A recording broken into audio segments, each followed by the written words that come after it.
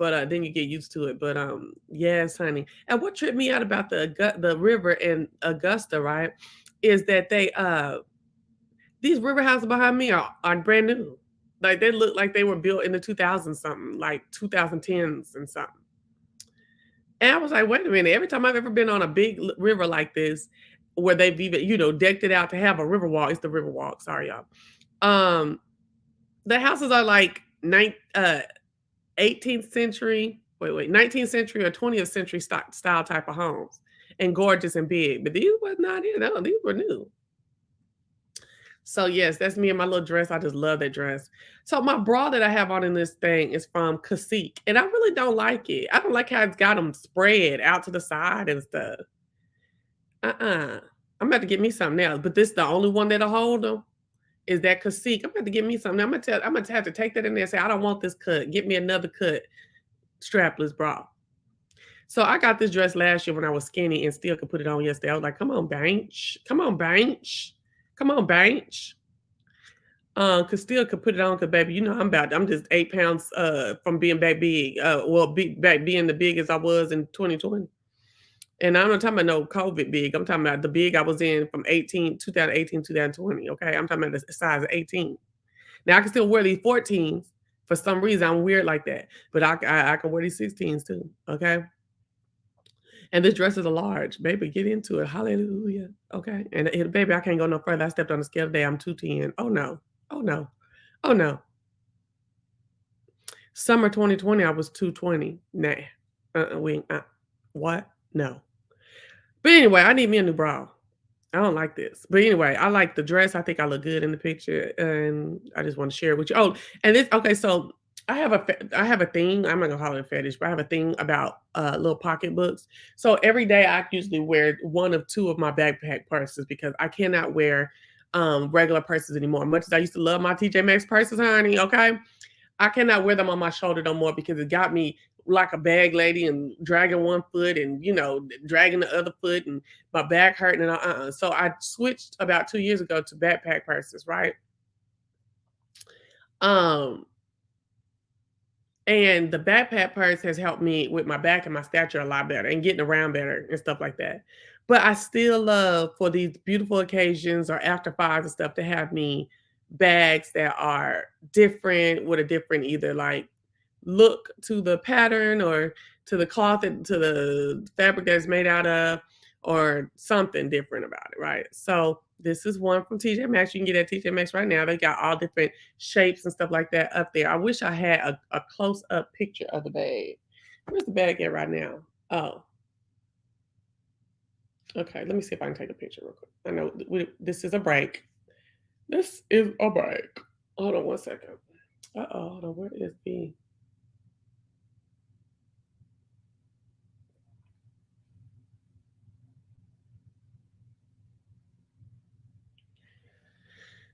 Let me get into this scream, y'all. Okay, right. Hold on.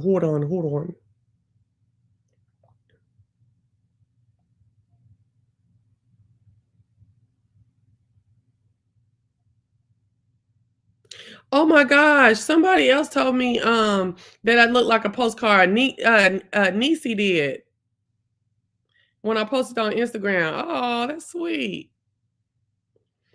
I'm gonna have to. I didn't respond. I responded to Facebook first. I'm gonna respond to Instagram later on today. Okay, stop this camera before I come in.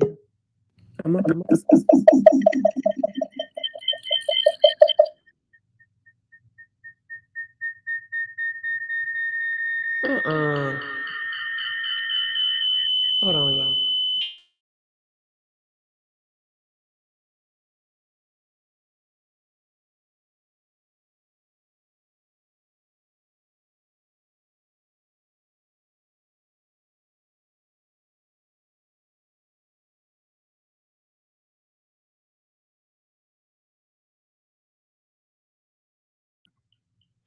Okay. Get out of here.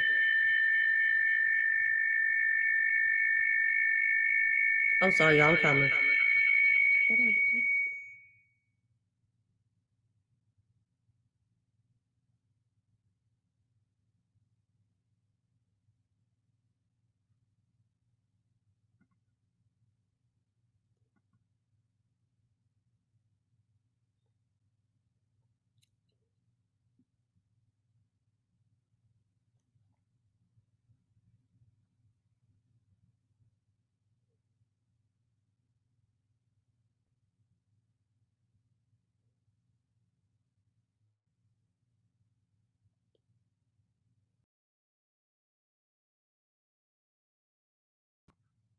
Okay, can y'all hear me?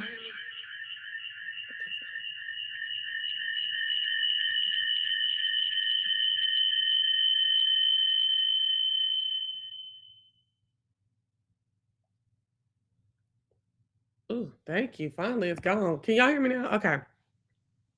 So this is the purse.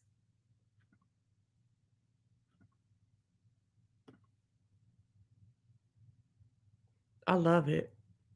And at the top, it has this little button clip. So, I just felt extra dainty and girly and cute and stuff like that. I did all that just to show you this purse. But yeah, but anyway, it's cute. So, yeah, child. So, we were all out there with our big dresses on, looking good and talking and doing the grown and sexy thing. This is me and her right now. Boop. Me and Nene. Looking cute. Now, I had my tripod there, which I should have had my tripod while we was got daggone by the water.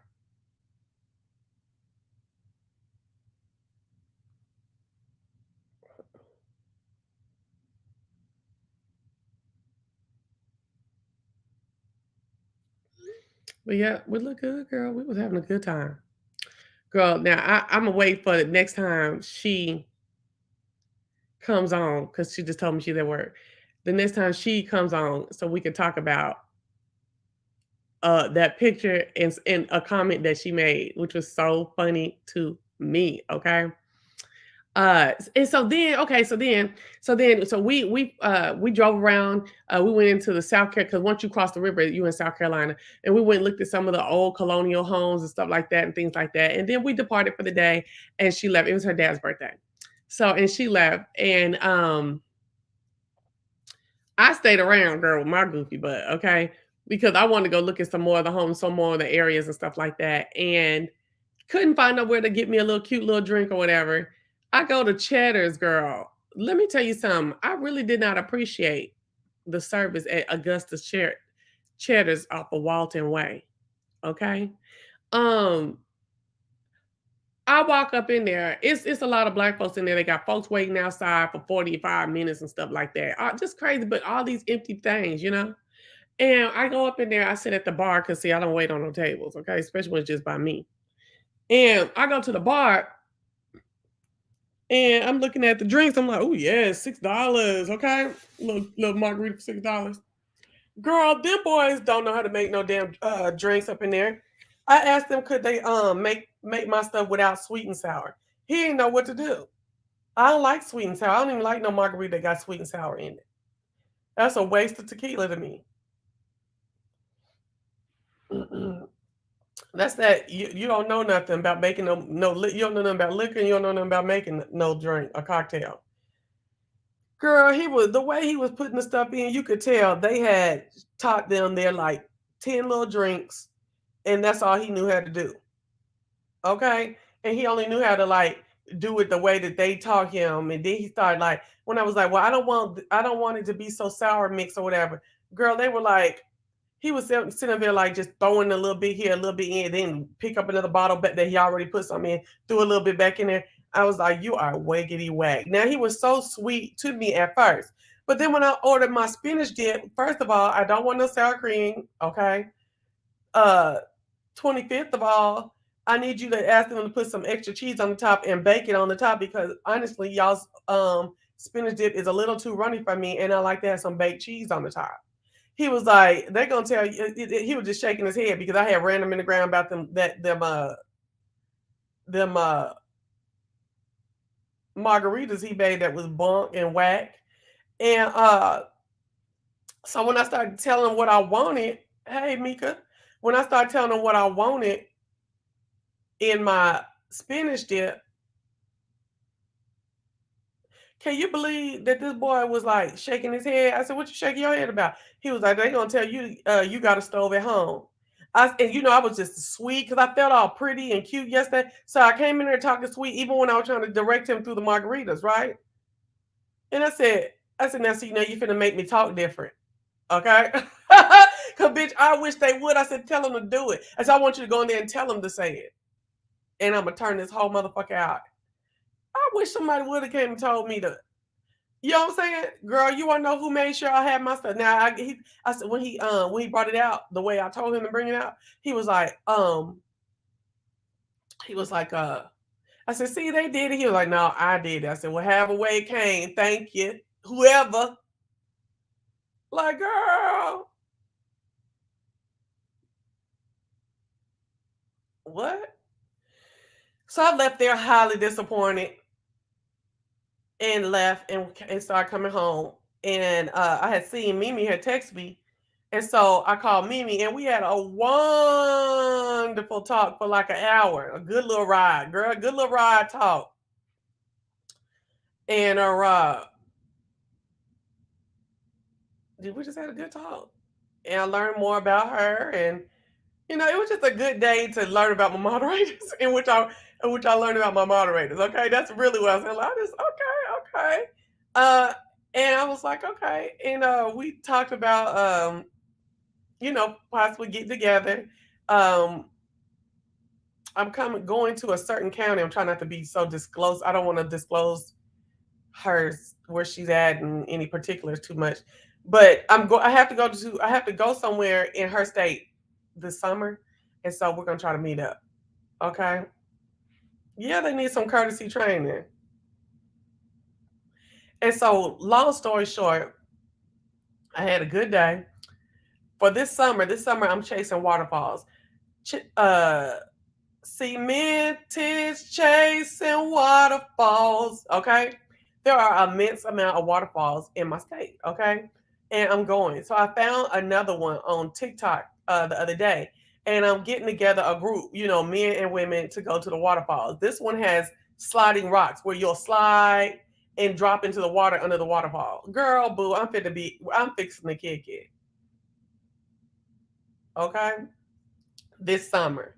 And I'm gonna get as many of my partners because of one thing I learned this week is that I have a lot of friends that I'm not utilizing here. You know what I'm saying? For one reason or the other, baby, they can't get up with me. I can't get up with them. We can't meet at the same time. But I have a lot of friends here that I am not utilizing. And people have been hitting me up this week and calling me and stuff like that. And I'm like, you know what, girl? You need to think better when it's time to go somewhere of who it is and maybe plan a little earlier or who you can call to go with, or maybe plan a little earlier. So I'm on a waterfall chase. The first one is Tallulah Gorge in northern Georgia. It was going to be next week, but I have something to do. So I'm thinking about planning it for the week after. We're going to have so much fun. Okay, so let me see. Let me get on TikTok real quick and I'm going to show you it, okay? Sorry, y'all. I should have had this already up. But I was gonna go outside and not talk to y'all at all today. Cause I got shit to do in my yard. But I was like, nah. I ain't no princess. Girl, you better not come through with all that mess. Have my stuff messed up. I ain't been on here all week. I gotta get me a little.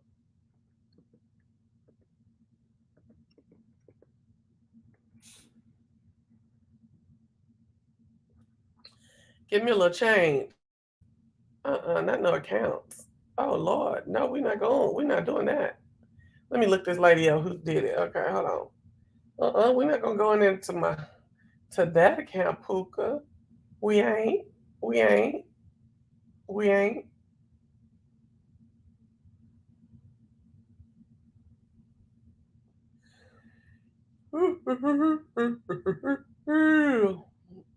Okay, what am I talking about? Oh, I have to go to this part right here.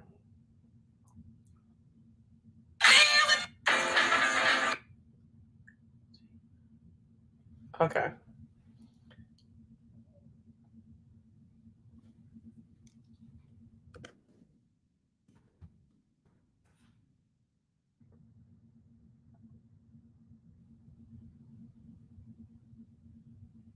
Okay.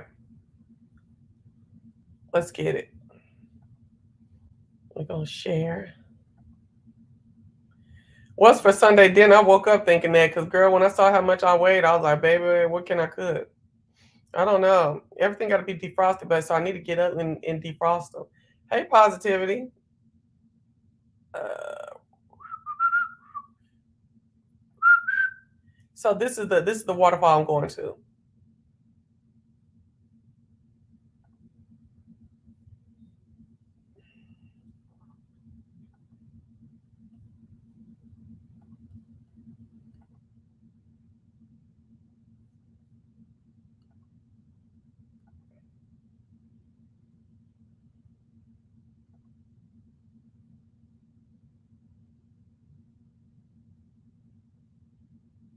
What a sound. Oh.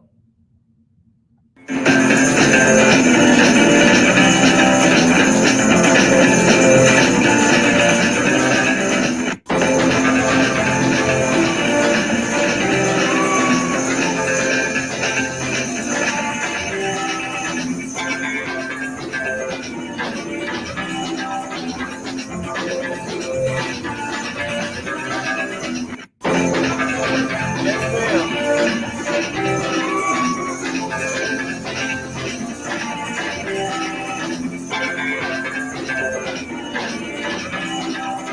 So there's five different slides there. And just, that whole scenery and the hike and the waterfalls up there and things like that. That's what I'm doing this year. Not just that place. I'm just chasing all the waterfalls that I can get to this year, even if I have to go by myself. But I don't think so. I think Brooke and Go want to go because remember last year we started the waterfall chase. We only went to one last year.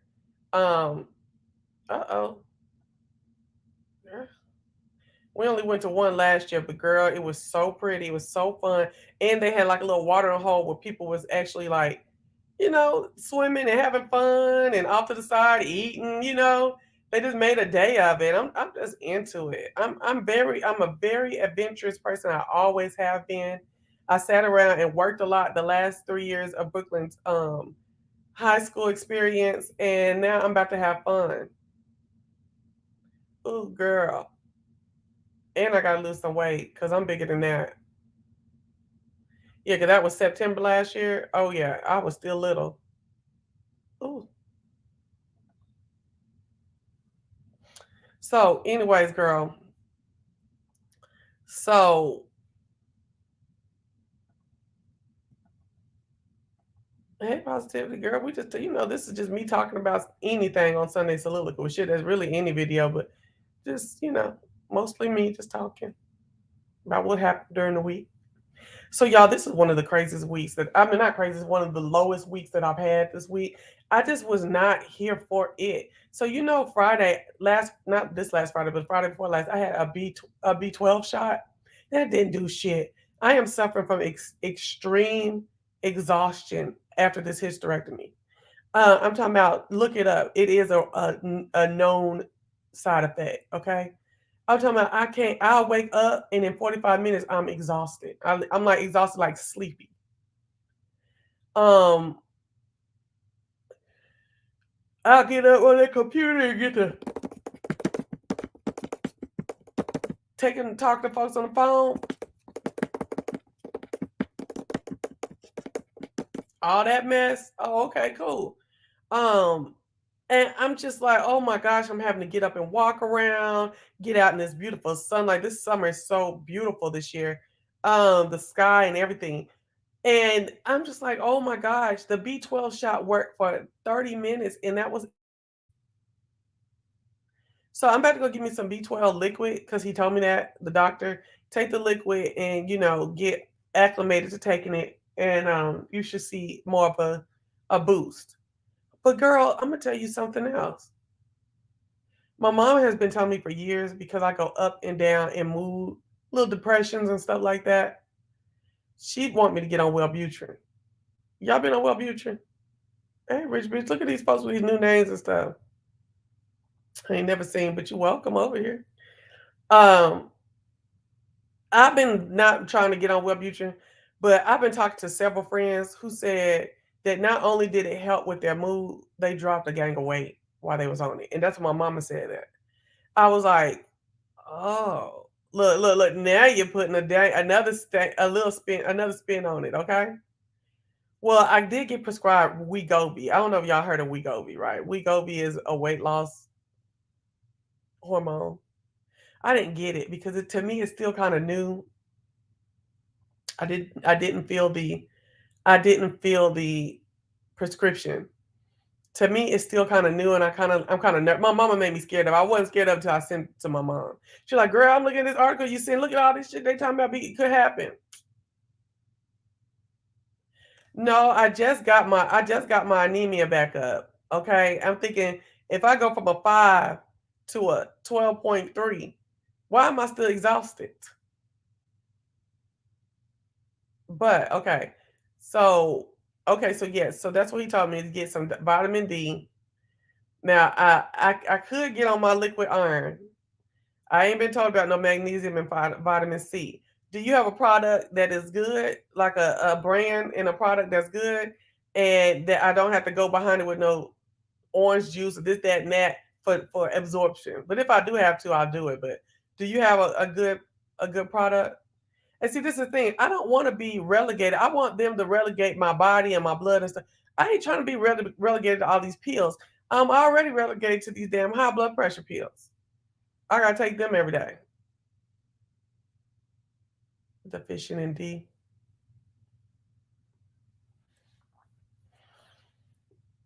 Maybe I need to get on a multivitamin. What's a women's multivitamin y'all like? I've been on them when I was younger, but I, you know what I'm saying? Maybe you ain't supposed to feel nothing. I don't know. I don't know, girl. I'm not a pill popper.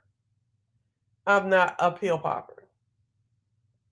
So what I wanted to y'all go ahead and y'all can answer them questions if y'all got some supplements back down there that y'all use and that you know that you would recommend. Oh shucks. Um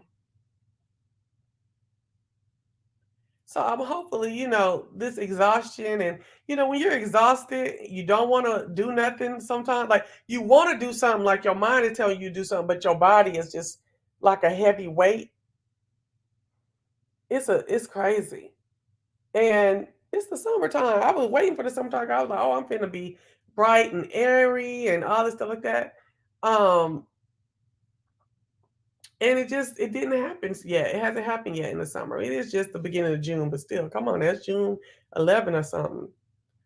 And I'm like, oh, but my mom was like, Chelsea, every time you get over, 205, getting the 210 region, you get depressed. And I really am. I just, oh. So I am going to call my doctor on Monday about the Wellbutrin, but I'm willing to take some supplements too. Give me the brand name, y'all. I ain't seeing no brand names. But yes, Lord.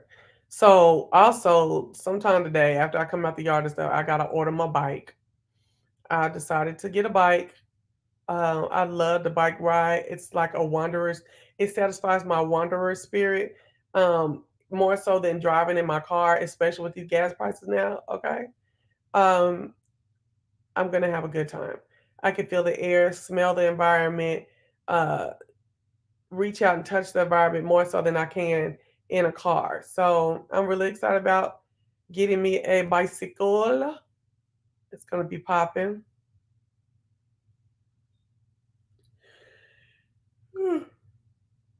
And I think that'll help with me losing some weight too. Yeah. What else I'm talking about? So, um, what was I about to say? If you're a real prayer warrior with a positive spirit and a true connection, pray for your girl. You know, it's a lot of bullshit going on inside my head right now. Just I'm thinking about becoming a expatriate too. I hate how they call it expatriate. That's so demeaning. But I think when I learn more about that, I'll talk more about that with y'all. Okay. I take Rucha magnesium. Just started Flora liquid. Okay, that's what I got. Okay, Flora Dix. Yep. Doctor prescribed a high dosage of vitamin D for once a week. I'm still looking for a vitamin C without a lot of chemicals. So yeah, I need to hit him up for vitamin D. Rucha magnesium. That's the brand name, right? I need to take that Flora Dix. See, I ain't trying to be relegated to all this shit I gotta take, but it is what it is. Okay. What else was I about to say? Yeah. Girl, I'm sitting up here talking to y'all and Hinge then went off. So you see how my dating site didn't go off. I had to tell you that it went off. Okay, girl. You ain't gonna be in my business every time somebody hit me up and they be hitting me. Okay. And they be hitting me girl, why I ran into this dude that I used to date. I didn't went on a date with him before. Um, Remember the coach I was dating? Teacher coach? Yeah, liquid vitamins. That's what he was telling me about uh the B12. Um, Girl, why did he match with me? Like, I was looking at his face like I know him. And I said, "Do you remember me?" He was like, "Of course I do." Like, "Fool, no, you don't." He's like, "Yes, I do." I was like, mm-mm, "Girl, that was like." Now I was living in this apartment because I have a picture of me right before I went on the date that we went on. Then we might have went on two dates. One was a real date, and another one was just uh like you tag along kind of thing. Like, hey, you want to go here with me real quick? You know, it's that type of stuff. Um, and I was looking so cute, and think I had lost some. No, I think I was. No, I remember being nervous about me being big. Uh, Flora did used to take my iron up when I was taking it all the time when I had them fibroids. And I just had a hysterectomy, so the fibroids ain't sucking up my iron no more. So I think that had okay, hold on. So on the floor, I went from like a 5 to a 9. Now I'm at a 12. Sorry, let me just give her the direct information. There we go. 5 to a 9, low 9. Uh, with fibroids after hysterectomy, I'm in the 12s. Okay. But it didn't keep it up. And if you got any fibroids or something like that, and you'll get it up, taking that stuff, and then it'll start sucking it up, sucking it up. You know what I'm saying? You'll be up and down, up and down. In little increments. You'll be 6.3, 6.7, 7.2, 6.4. Like that with that flora stuff, if you got something going on with you. Like that's uh actively eating up your iron. But yeah, so my dating. Yes, girl. Come on, take it, girl. And see, I always had to take my Floridix with 100% all juice, orange juice for absorption. So I would take that in the morning and chug like a fourth of a cup orange juice behind it, a half a cup orange juice behind it. Take it at night and orange juice. The orange juice in there now is from that. It probably need to be in the trash. Uh, but you gotta have 100%, not no concentrate, not no we only 2% juice. You gotta have all orange juice. You can do it yourself, or you can make the orange juice yourself.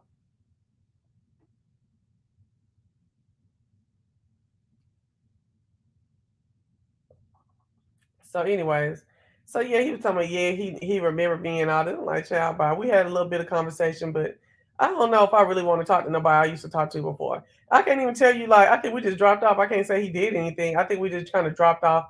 Plus, he's a teacher, and he's a teacher. And can I just be real with y'all? Like, I'm looking for a different wage earner than that. I'm not saying that he don't make no money because I think he makes, he probably makes about 70 at this point. What's 70 ain't bad. Let me shut up. Let me shut up. Let me shut up. 70 not bad. I'm just saying, like, I'm looking for a different kind of way. Like, I don't know. I would like, but of course, whatever, whoever you fall in love with or whatever, whatever.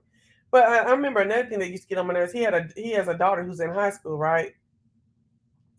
And like dudes that be trying to be like I love when a man takes care of his kids. Like my daughter's dad didn't take care of her at all. No. And trying to act like their kid is some kind of like trophy or something like and making these big stands like I have to go do something with my daughter. Oh, I'm sorry I didn't get to call you back. It was like, something I really need to spend some time with my daughter. It's the way they do it. It's not the things that you're doing.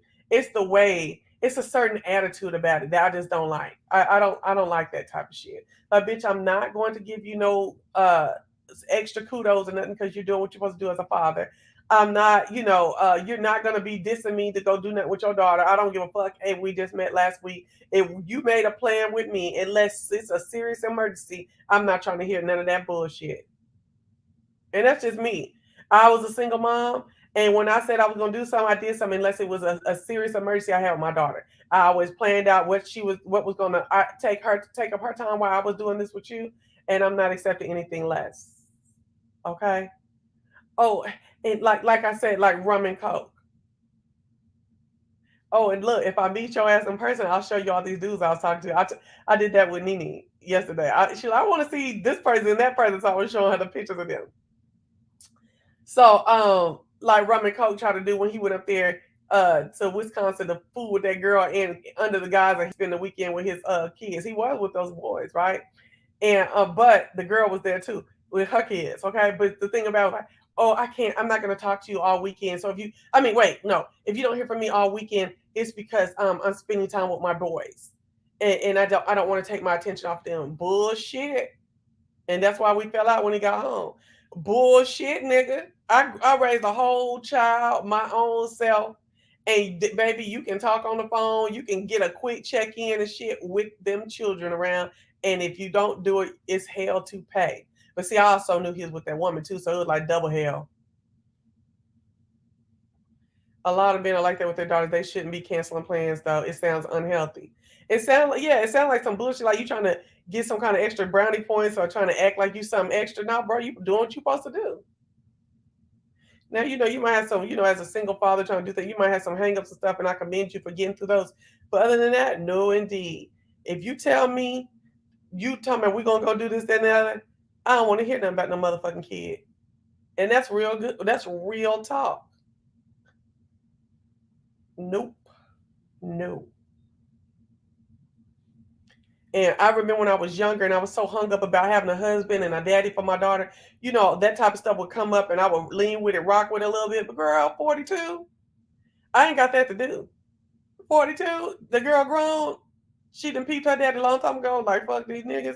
Okay. She only, she wish I had one, but I didn't. So fuck it. Okay. My mom and my granny and my grandfather for the first half of my life took very well good care of me. And now my mom and my granny is my rocks. We is her rocks, right? And I say is on purpose. But anyway, yeah. Now I'm like, oh no, baby, the standards is going way, way, way, way, way, way up. Yeah. And the thing about it is, I don't care. I mean, listen, look. I'm gonna speak in life into my situation. I definitely want to be married to the man that God brings for me, but I have a level of patience now. Woo, I think that level of patience for that day passes all understanding. It's a complete 180 from how I used to be. Okay. Oh no. Oh no, I ain't going for no okie doke. Okay? I'm not trying to help. Oh no, no, no, no. Heal. Oh no, no, no. Mm-mm. Yeah, you do have to know how to prioritize. And how to schedule and get stuff like set up. Yeah, you and this lady and y'all child live all in the same town. So she called you for the emergency, and she don't even live with you. Oh no, his daughter does live with him. I'm sorry, his daughter does live with him because he's a coach and he coaches her team. Yeah, she does live with him. Yeah. Well, I don't want to leave it, but yeah. So, uh,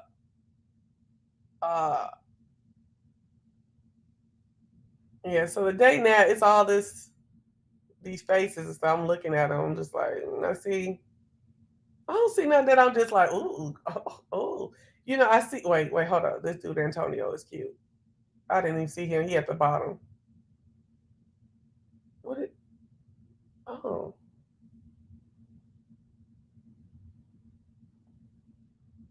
and Christopher is cute. Hold on. Let me see what P look like. Why is his name P? Let me go see her here. He says he knows it's time to delete Hinge when. I'm not big on surprises, so stuff like she just thoughtful, think of some random stuff, pop up, bring me something to eat. Like, women don't do that anymore, so that's one thing. And the other thing, when she let me walk on her carpet with my shoes on, it's love. Oh, well, he'll fall in love with me because I love to do little surprises and sweet things. And I don't care nothing about that walking on the carpet shit. Like, I don't like all them funky ass shoes at the door anyway. Uh, Typical Sunday work. Oh, no, see, I need then a cigar lounge. See, that evening, home by 9:30 or doing whatever she recommends. Okay, come on, bitch, because it won't be no lounge. Clingy are dope too, okay? I need a live band spot suggestions. He 40 though. Let's see. Hold on. He said his job is an expensive babysitter at professional Fupa Rubber. Yeah, he's 6'4" though, baby. Okay, we going out. Hold on, I'm finna hit him up real quick. He's at 6'4", like what? Okay, bitch, because that has always been my number. In between 6'2" and 6'4", baby. Getting back to it.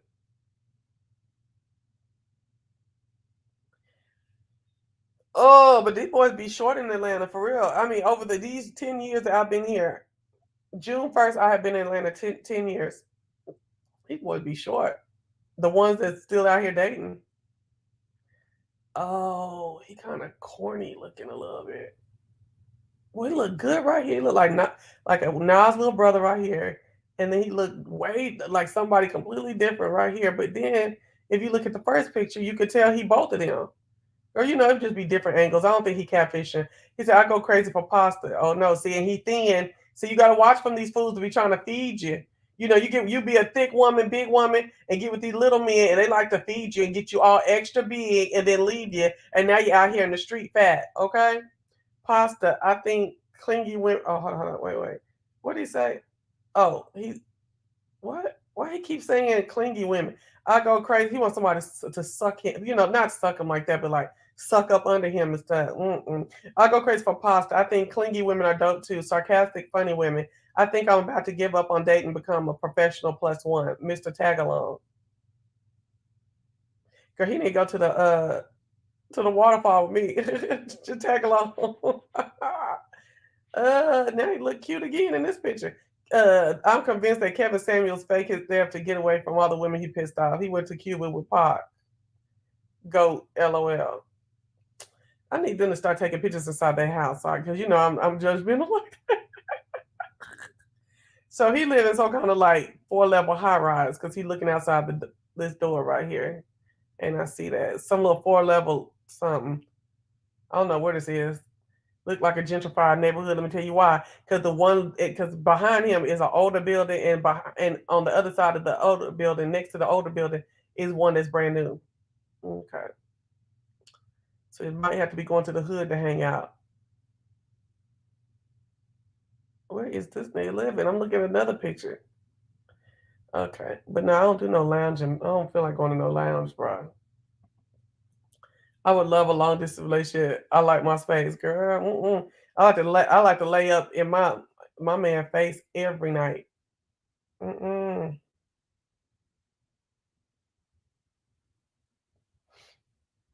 Mm-mm. I like to be touched. You know what I'm saying? Sometimes you just need to get touched. You gotta watch because you might put yourself in a bad situation. Need to get touched. Gotta watch it though. So anyway, girl, I was like, I'll be when I was getting on here. Cause y'all pastor Jay Wilson is gone, baby. Well, he been gone, or he gone for good. But he been gone. Okay, for days, honey. For days. Yeah, I feel like he doing it for the culture though. Like, really, is this a move towards for the culture? Like, not that he's intentionally doing it for the culture, but is this a move for the culture? Is this positive for the culture? What I'm saying is, when you ain't watching him say the same thing and be day in and day out for 8+ freaking videos and stuff like that, you got time to get yourself concentrated and situated on something else. Especially if you're someone who don't watch this offshoot beef. You know what I'm saying? These people that's in these offshoot beefs and stuff like that.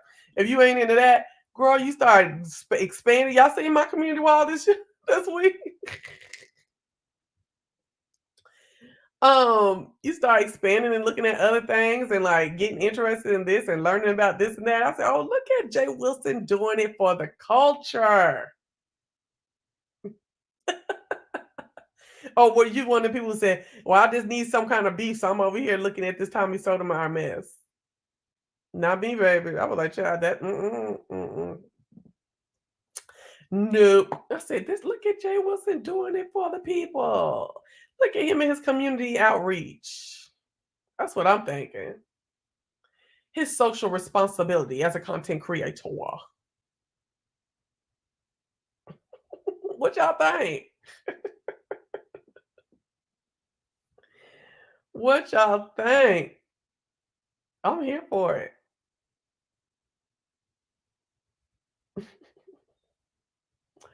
So my love language, I don't know. I think mine is all of them, a little bit of all of them, but I definitely like gifts and touch. No,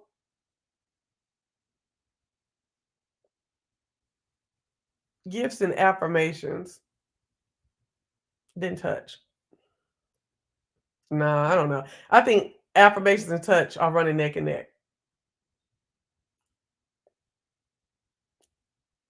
Yeah. Yeah, I'm gonna settle on that. I had to think about it real good.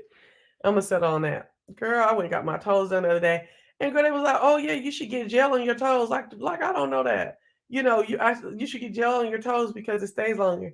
And I was like, well, after this $38 pedicure, how much is the gel? Another $15. No, baby, go ahead and get this regular polish on. Another $15 for toenails? Girl, you better go somewhere and sit down. I absolutely don't think so. I absolutely don't see that. You can see my love languages that I picked out. Yeah, I want to be regaled by my next man. I want my man to really care about me and love me and be about me. Okay, I have served these men in my life. Um, hold on, let me text. I have served these men in my life so hard and so dutiful. You know what I'm saying? Like when I think about over all the guys that I dated, I'm like, I be really trying to make a dollar out of 15 cents. I really do, bitch. And not necessarily saying, yes, that some of them, most of them were 15 cents and got made into a dollar. But I'm even saying a dollar out of 15 cents as far as the relationship. The relationship might be 15 cents. And baby, I would try to put it together and get it together. You know what I'm saying? In an earnest way. Very much so dedicated, very much so sincere. And I'm not doing it.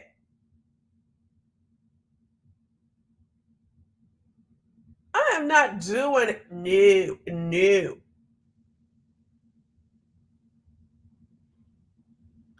Like, I want somebody to look at me. I always want to be in a marriage where the dad was doted on me, the mom me doted on him, like we were the apple of each other's eyes. Like picture batting your eyes into your man's face and him licking his lips back at you, like what I'm saying. That I thought I would eventually get that, and I really do still believe that I will get that. It just won't be with us raising little kids. Well, maybe it might, but like coming out my stomach. Okay, and I just feel like I'd be looking at these men like I'd be exalting them more than they exalt me, and fuck them now.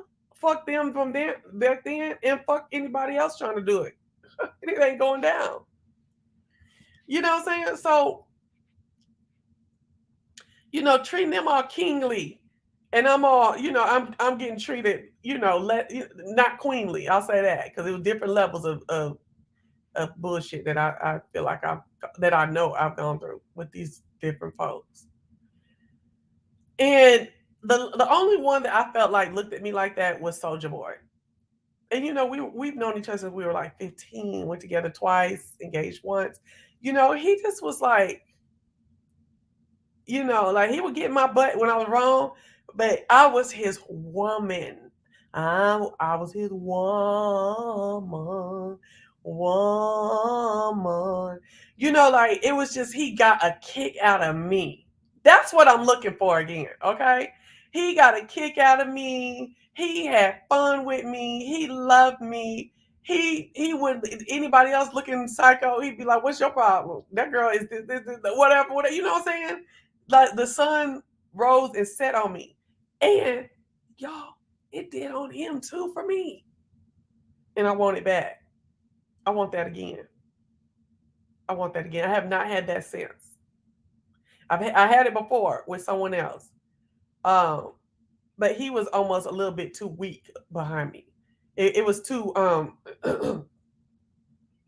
like he needed to like this Soldier Boy would stand up like what you know you know what I'm saying but I guess I'll call this dude engineer because we were that's how we grew up, how we met each other in engineering class and you know went to school, but and the engineer was more like um,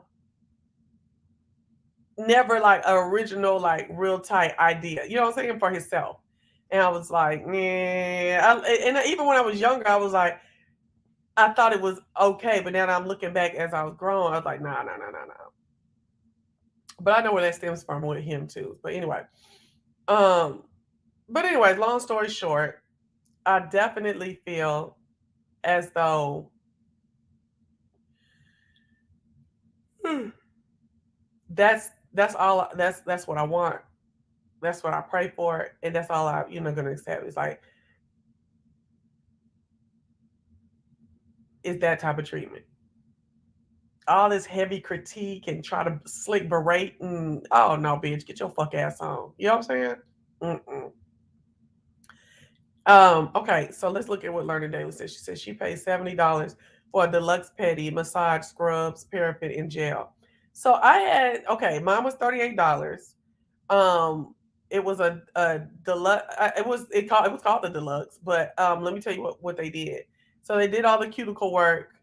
Put my foot in some stuff that like molded around it. It was like little gel beads inside of the foot the foot bath, and when you put it down there, like collect it around your feet. You know, like hug it. They also put some little like mask on my feet and legs and massaged, and then the lotion and the massage. Oh, and the hot towels, and that's $38. Oh, also scrub my feet and shoot. But the massage to me, like they be doing a little massage, but look, I need to go to the whole foot massage place for the type of life that I live and the stresses that I endure. Like them little pedicure massage, it don't matter even if I had got like the $55 one. Them massages don't hit. I gotta go somewhere where why do they? I need to go somewhere where that's where they specialize is hitting them nerves, rubbing that stress out. I mean, the way that this 42-year-old life is set up, I can't play with no nail salon massage. But I take it as part of of course, as part of the pedicure. But when I'm getting to the point where I really need this whole body done, okay, before I even slap somebody, okay. But anyway, why didn't you and Soldier Boy not get married? I forgot. Seems like he was the one that got away. Girl, don't tell me that. Girl, don't tell me that, girl, because you had that on my mind all god daggone day. Yeah, reflexology. Yeah, that's what it was. Yeah, yeah, yeah, yeah, yeah, yeah. Thank you. So me and Soldier Boy. Okay, so me and Soldier Boy was in this little black group like Jack and Jill. It was called Zenos and Kudos when we were in high school. He's from Tulsa. I'm from Southern Oklahoma. So when we used to get up for the yearly what was called conference, conference. We're going to conference. Remember, okay, come on, remember when y'all was in y'all little groups growing up? Conference, okay. But anyway, uh I would see them, but we also did stuff with them sometimes throughout the year since we were in the same state. So I would always see them and smile and be like, whatever. Girl, I really was not a dater. Oh, and then my boyfriend was in the group with me too. I did date somebody in high school. Yes, I did. I actually dated 3 people in high school, but the long one that ran like off and on throughout high school, he was in the group with me. And he's gay now. And well, I don't know. I mean, listen, I'm from where I come from, don't nobody be calling out that they're gay. You know what I'm saying? You just can tell. Okay. So that's basically how that is. What's up, Miss Hall? What's up? Um, that's just how it is. You know what I'm saying? So these boys that I grew up with that seemingly are gay, you don't never see them with no man. Now you seen this guy that I grew up with right here that I was talking about in high school I went with. He was with a guy for years, and he was like my buddy. Da, da, da, da, da. They came to Atlanta, and we hung out. But you didn't see no hugging, and these little boys don't even look like. I'm not little. I call little boy. We all the same age. These boys is 41 and 42 years old, and don't look at all. At all. These boys looking 28. Okay, and I never saw no not aggression. What's it called? What's the A word with him? With a relationship.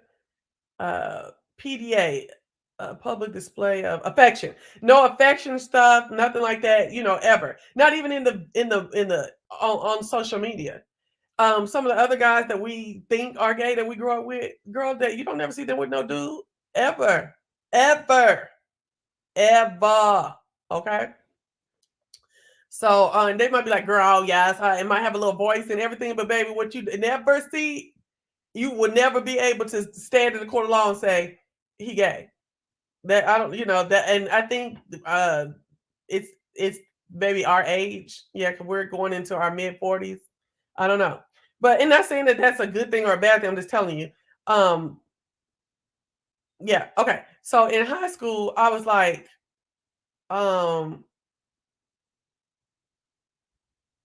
in high school, me and Soldier Boy would see each other, but like I said, I was dating somebody, and for Tulsa seemed like it was on the other side of the world, okay? But then here I was dating somebody in Dallas, Texas. Okay. Anyway, uh so when we got to college, I went to the PWI in the north part of the state, and he went to the HBCU up there, and it was 20 minutes apart. So and then I had good friends that I grew up with, my besties that I grew up with that went to the HBCU. You know what I'm saying? So and then they were in the band together. So when we would get there, like, we remember so and so, we was in Cinos and Kudos together today, and we looking at each other like, oh my gosh, you know what I'm saying? I seen you again, I met you again, you know what I'm saying? And all of that. I was going with his homeboy. I told that story before. Okay, so we were going together in college. Everything was, girl, I have some of the sweetest pictures of us. Some of the most fondest memories of us back then. Which is so crazy because when I got when I was in this last relationship, I got rid of a lot of pictures, which I really hate that I did because I just knew I was getting married and I didn't want to deal with. I didn't want to look at none of that. You know what I'm saying? Like, I didn't need that because I'm about to go off into Neverland. Okay, that's what it was. Neverland. Okay. So I hate that I deleted pictures. So I'm glad that I'm from the era where we still had hard pictures. So anyway, what happened? Oh, so we had everybody was like, oh my gosh, y'all are just the it couple. But it wasn't that it to him because he started playing games with this chick in Chicago. Because that school had a direct pipeline to Chicago Public Schools. Okay. That's how Donda West got down there. Come on. All right, I'm just letting you know. So I found out about it, blew up, fighting, all that kind of stuff. Not the girl, because I don't never mess with the girl unless she's my family or my friend. Like, I don't have nothing to say to you, baby. I'm gonna take it up with this dude. Okay. So blew all the way out. A whole bunch of crazy stuff went on between us. We didn't talk for years. Well, we did, because 6-8 weeks later, I'm pregnant. And he swore to God it was his, but it's actually Brooklyn's dad. You know what I'm saying? It just, we broke up, and then you know how they say the best way to get up from under a nigga is to get under another one, right? Oh, what's up, Brian? All right, cool.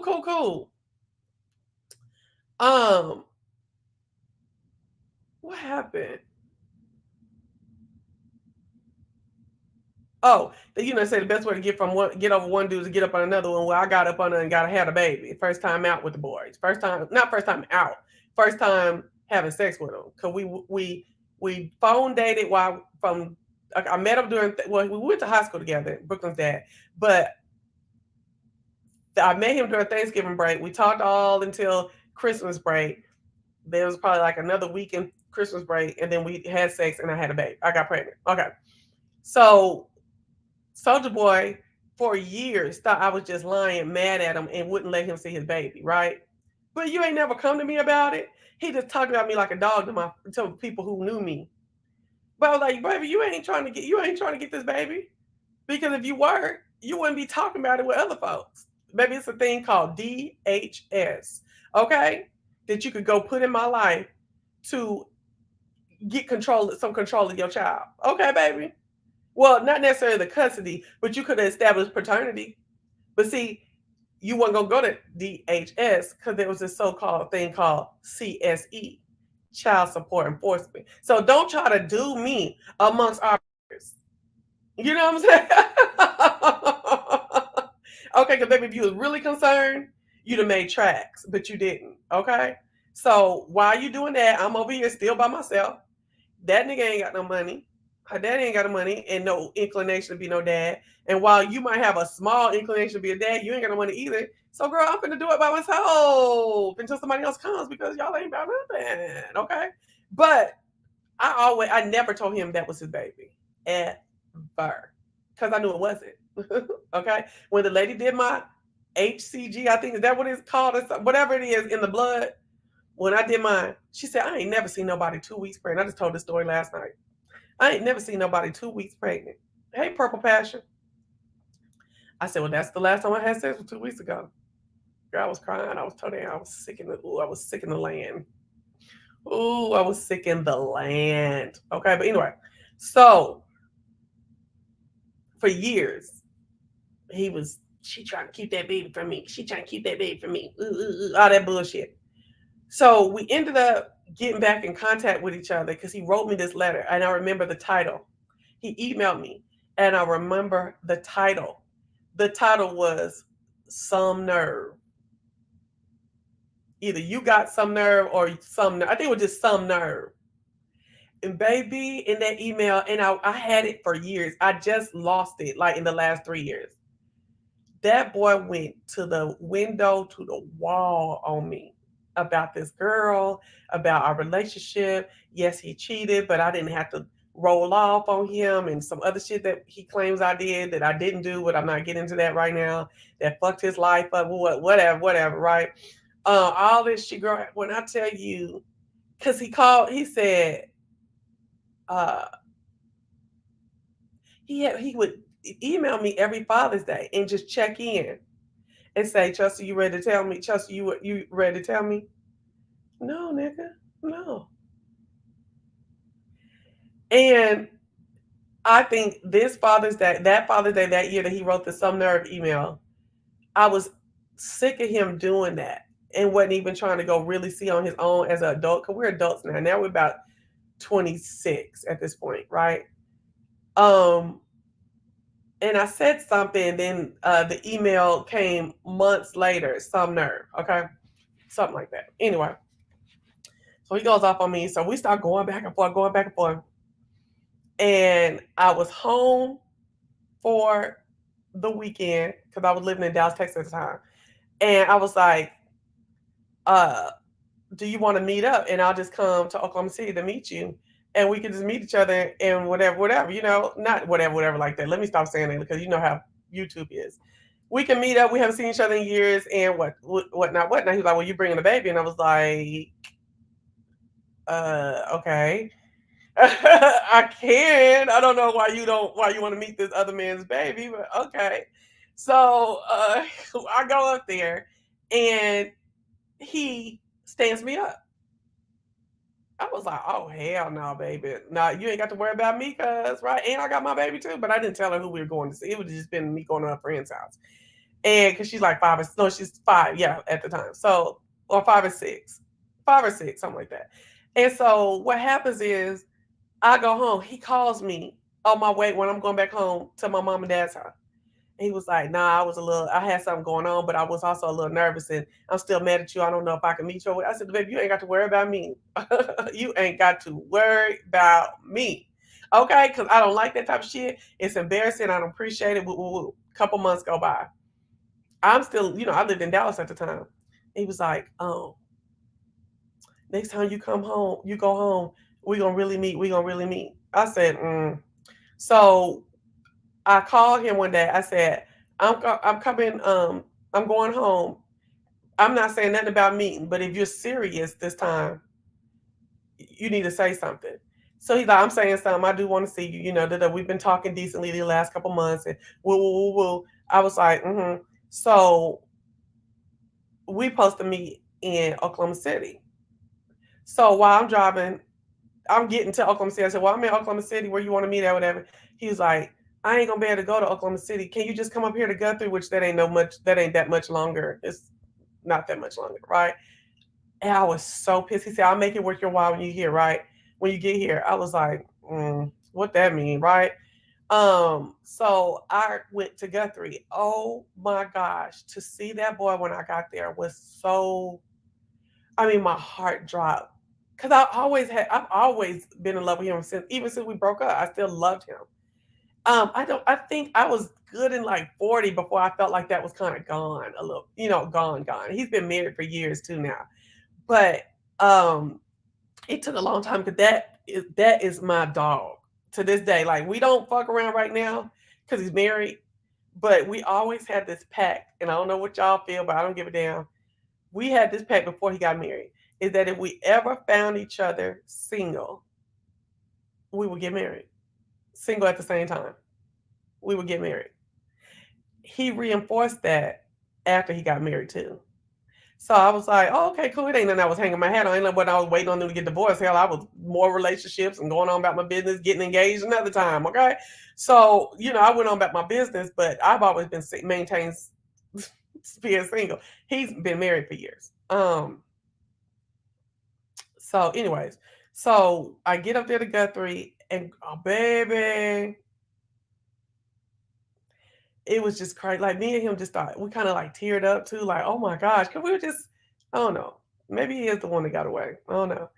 And he gives you big, tall, and goofy, to big, tall, skinny, and goofy, laugh at everything, think everything fucking funny.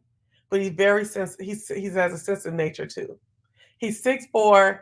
He's probably about, I know when I dated him, he was 6'4", 175 pounds when I dated him in college. The second time he was thick, when they be 6'4" with that like chunk, like not chunk, because I don't want you to think he's fat, but that stoutness. Ooh, bitch. And when I tell you the boom, boom, bang was still on that hang, baby, okay? Best sex ever, okay? It just very sexual in nature, just very, oh, yes. There.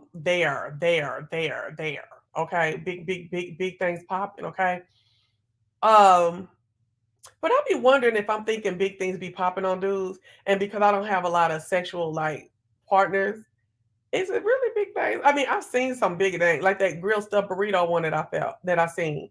It was all wide and flat on the bottom and the top. You know how them grilled stuffed burritos be, and they had like the brown on the top and the bottom, and it's flat.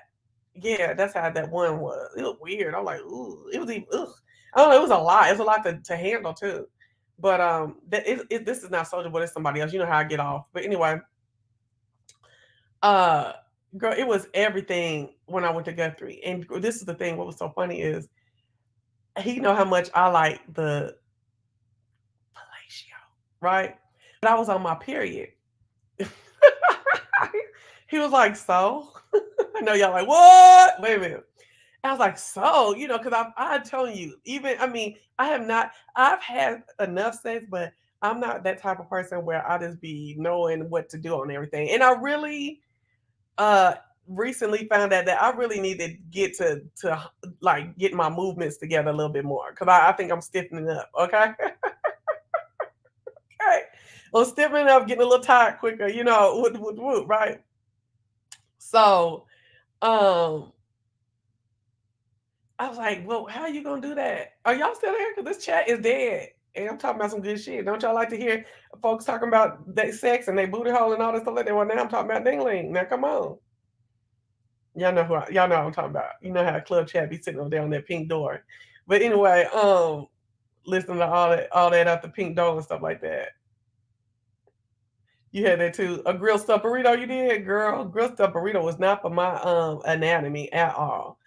But so anyway, so I was like, well, how are you gonna do that? I wouldn't want you to eat my blood. You know what I'm saying? And so he was like, I ain't gonna eat no blood. Okay, you still with me?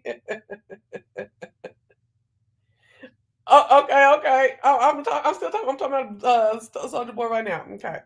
He was like, I ain't finna eat no blood, girl. He was like, we finna go to the store and get you some tampons. And see, I don't do tampons. Or I do I did as of later in life, but at that point I really didn't do tampons. I was like, ooh, right. He was like, we're gonna get you some tampons and you're gonna go take a shower and stick the tampon in and then get back in the shower and clean, because he know, and that's one thing about Soldier Boy. His butt knew the woman's anatomy, all the what do you call it? All the woman's anatomy, all the any kind of STD, how they passed, you know what I'm saying? He knew about discharge, periods, like stuff that men don't really be knowing. You know what I'm saying? He told me when we was in college to stop using a towel to clean my vagina and just use my fingers. Cause we was in the shower together. He's like, you putting a towel down? He's like, no, you can carry bacteria. I was like, oh, okay. Here's a trip, okay? Girl, that's what I'm saying. I'm ready to be in a shower with my man. Girl, I ain't been in the shower with somebody I consider my man. I ain't been in the shower with no nigga in years. Oh my gosh.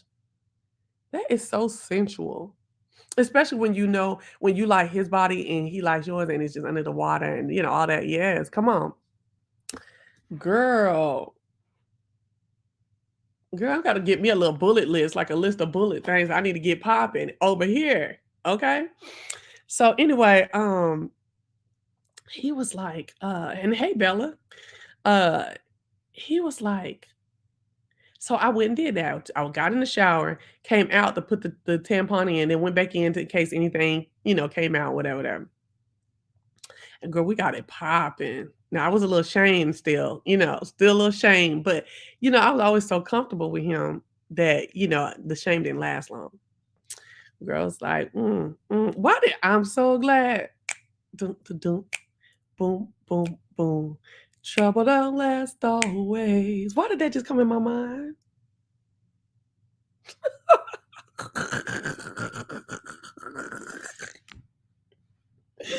How did that just come in my mind? And I'm talking about what I'm talking about. I'm so glad. Yeah, come on, soprano. Yeah. Trouble don't last always. No, they be like, trouble don't last always. Oh, these choirs be screaming. These soprano, they don't even be singing the soprano voice. They just be screaming. But yeah, so anyway, baby, got a pop and we had a good old time. And he was just like, I still love you. And that's another thing about him. He ain't mind telling me how he felt about me. Whether I was bitch or babe. He ain't say now that's one thing he ain't never did call me a bitch, but whether I being a bitch or being a babe, okay? Now he didn't do no disrespect like that. Now that cheating with that girl from Chicago was some bullshit. But I never got over that. That's why I know I can't deal with no nigga cheating on me and then try to get back with him. I've tried to get back with him. But it don't never be the same. So I've decided now if you cheat, I'll never get back with you. So what happened was he was just, I still love you. Like you're still beautiful, the beautifulest woman I've ever seen. Just all this stuff, and I was just like, oh my God, da, da, da. But I knew I was laying in the bed too while he was doing that. But I also know who he was about me. So girl, we started courting again. And then he said, Chelsea, I just want to get married. I want us to go ahead and get married. And I was like, well, you don't have a good job. That's being honest. You got your little piece of, situation going on with them people, with them things, and you really can't get no good job. It's like, so I'm thinking, I wasn't living in Oklahoma, but he was, I'm just saying, for white people in Oklahoma, you go serve your country for about 4 years, they more apt to forgive you. Put a little time in that Uncle Sam gang, they more apt to forgive you. Now you're an old patriot and shit, And he was like, really? I was like, yeah. I was like, because I got a kid. And this call center shit going on, I ain't gonna be able to do the call center. And so that boy went to the military. Sure did. Went to military.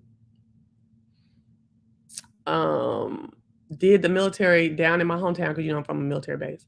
In my hometown, and I felt was still a cheater because over them 5 to 6 years where he would bother me about Brooklyn and stuff like that, we had tried to maintain a friendship too.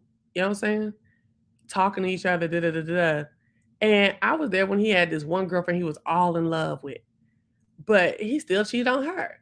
So when he went to basic training, like I did it up when he graduated from basic training. I still got the book I did of him. If it wasn't so doxy over here, I would show you the book. It was so nice. His mom was like, "Oh my god!" I mean, I turned it out. I was so proud of my baby. And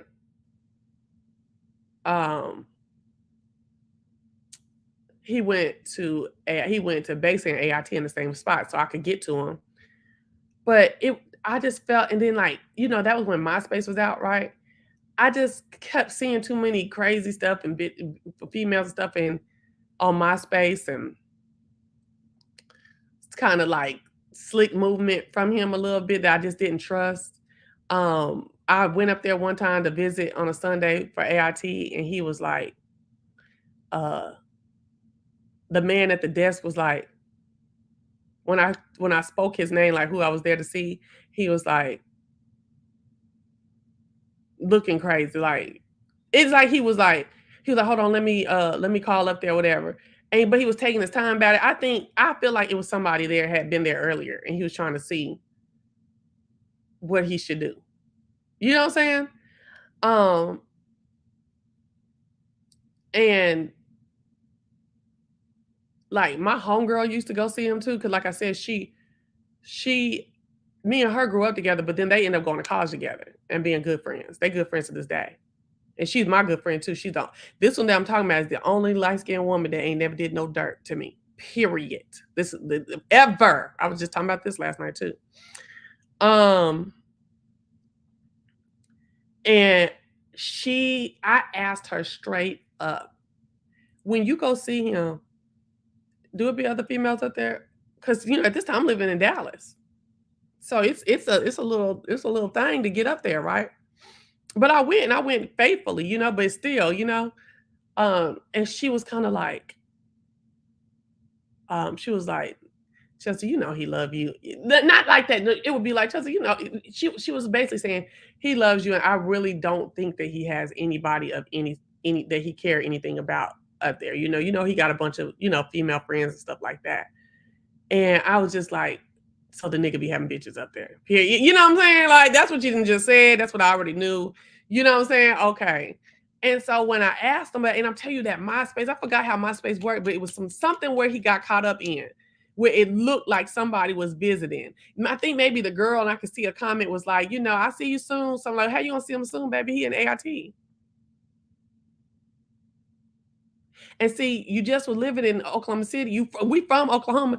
Girl, if I can drop in Dallas, these bitches can drop Oklahoma City and Guthrie and Tulsa and all, you know what I'm saying? So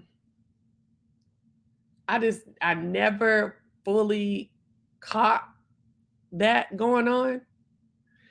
Like, he'll tell me when people that I knew came, like my homegirl and like another homegirl I met that I didn't know, that is not like that I met from him. You know what I'm saying? And that is also homegirls with my homegirl. You see, because they were all in the band. And I'm gonna be honest with you, and I don't care who get mad about it. Band folks be promiscuous a lot of times, especially in college. I'll be honest. It was so many crazy stories from them bands. And my friends who went to other HBCUs that was in bands, I like, damn, is that all y'all do is beat and beat? All they do is beat and beat. All they know is beats. Okay.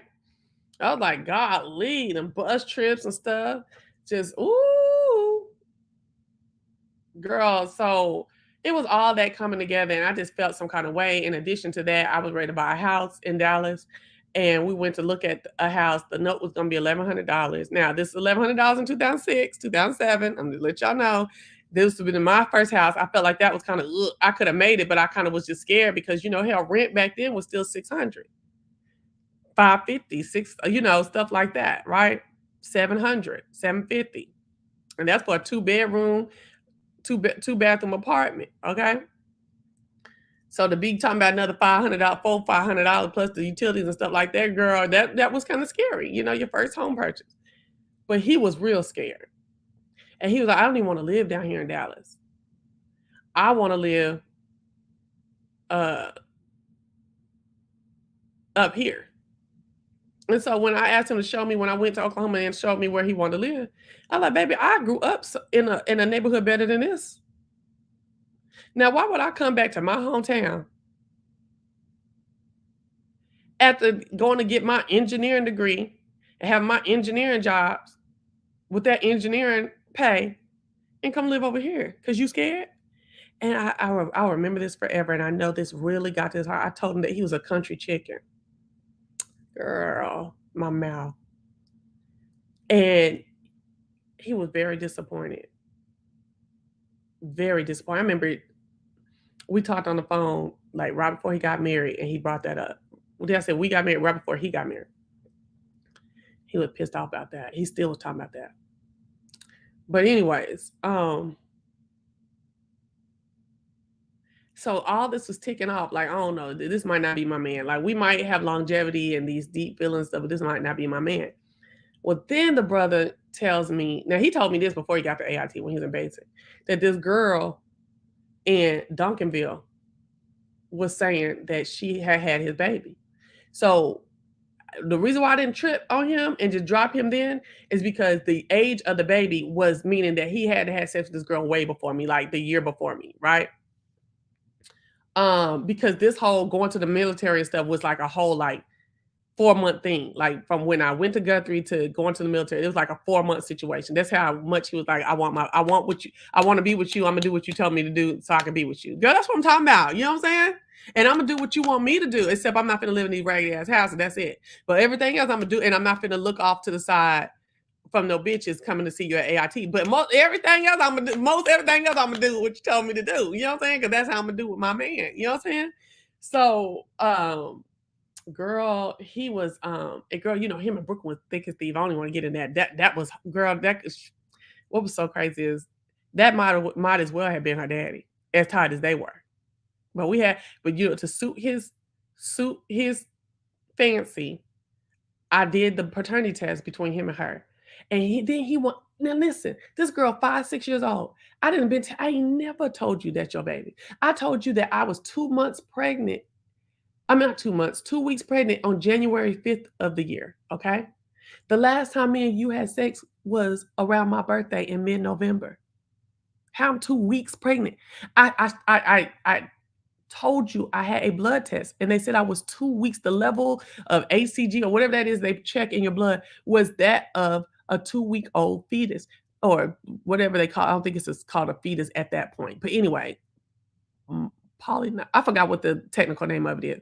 But why, sir, would I have been lying like that? Like, I know maybe you done dealt with bitches like that, but you know my integrity level. Why would I be lying? Baby, the baby boy cried. His stepmother called me, was like, he is distraught. Why is he that distraught? He still can be her daddy. Her daddy ain't nowhere around. We getting married. What is the problem, nigga? I told you this wasn't on your motherfucking kid. First of all, she way darker than me. And me and him is about the same color.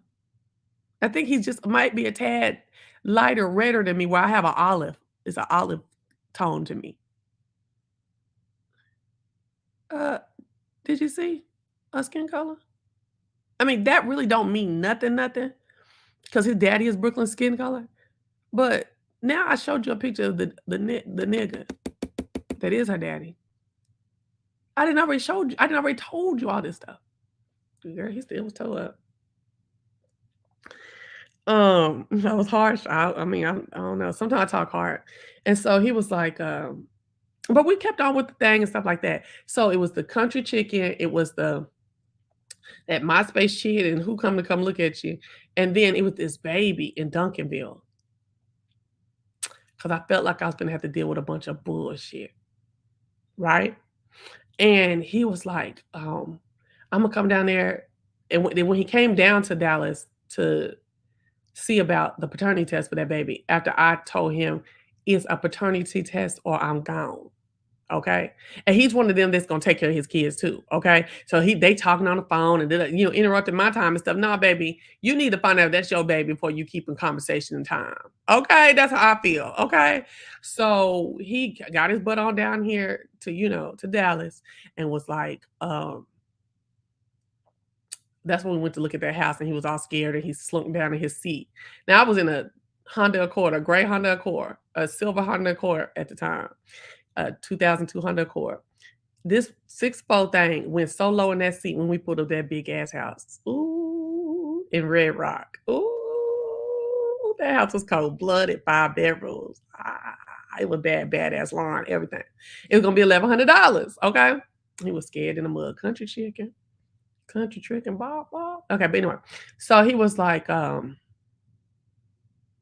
still feel bad about it, even though I said blah blah. But anyway, so he was like, went and took it and stuff like that. Of course, they didn't have it back like while he was down there and stuff like that.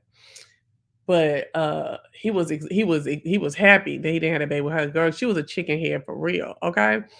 And but that little baby looked just like him. I said, woo! That baby looked just like you, baby. You almost got a baby on you, honey. And so he was like, it was, yeah, that one his baby, but I just felt like, is it gonna be any more? Because I know how flagrant he was out there. You know what I'm saying? I'm like, because we were friends before I went to Guthrie.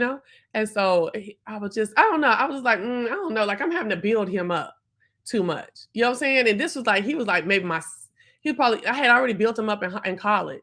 And so he probably was on this time, I had probably built up about 4 niggas by then. I was sick of it. And I built another one later. No, I built two other ones in Dallas. Girl, built a nigga real nice here in Atlanta. 1.5, yeah. Nope. Okay, so it's So I was starting to fall out of it. And like I said, I met Barack Obama in 2008 on the job. And he just, to me, gave me everything that I wanted to be. You know what I'm saying? That I wanted everything that I wanted in my husband more so than I was looking more material and at this time, 27-year-old lady, more material and more like the experience in life and the social demographic area of my life. Because at one point I wanted to be, in the state senate and stuff, all of that good old stuff. You know what I'm saying? So, I mean, let's be for real. I literally had those type of aspirations, and he was that. He was already a state delegate for Texas and well spoken, decent looking, come from good stock. Even though old boy did too. We were dancing at the DNC and. Come on, girl. Like, what? And I'm over here with nigga with side babies or not baby, like flagrant babies. And I mean, I had a flagrant baby too, but I'm just saying. And I gotta tell you, I gotta like step your life together so you can recover from the, some shit that happened in the past that may or may not include me, stuff like that. And I'm just like, it really may not have included me because but in his mind, I'm speaking from him, like who he is and what he's thinking.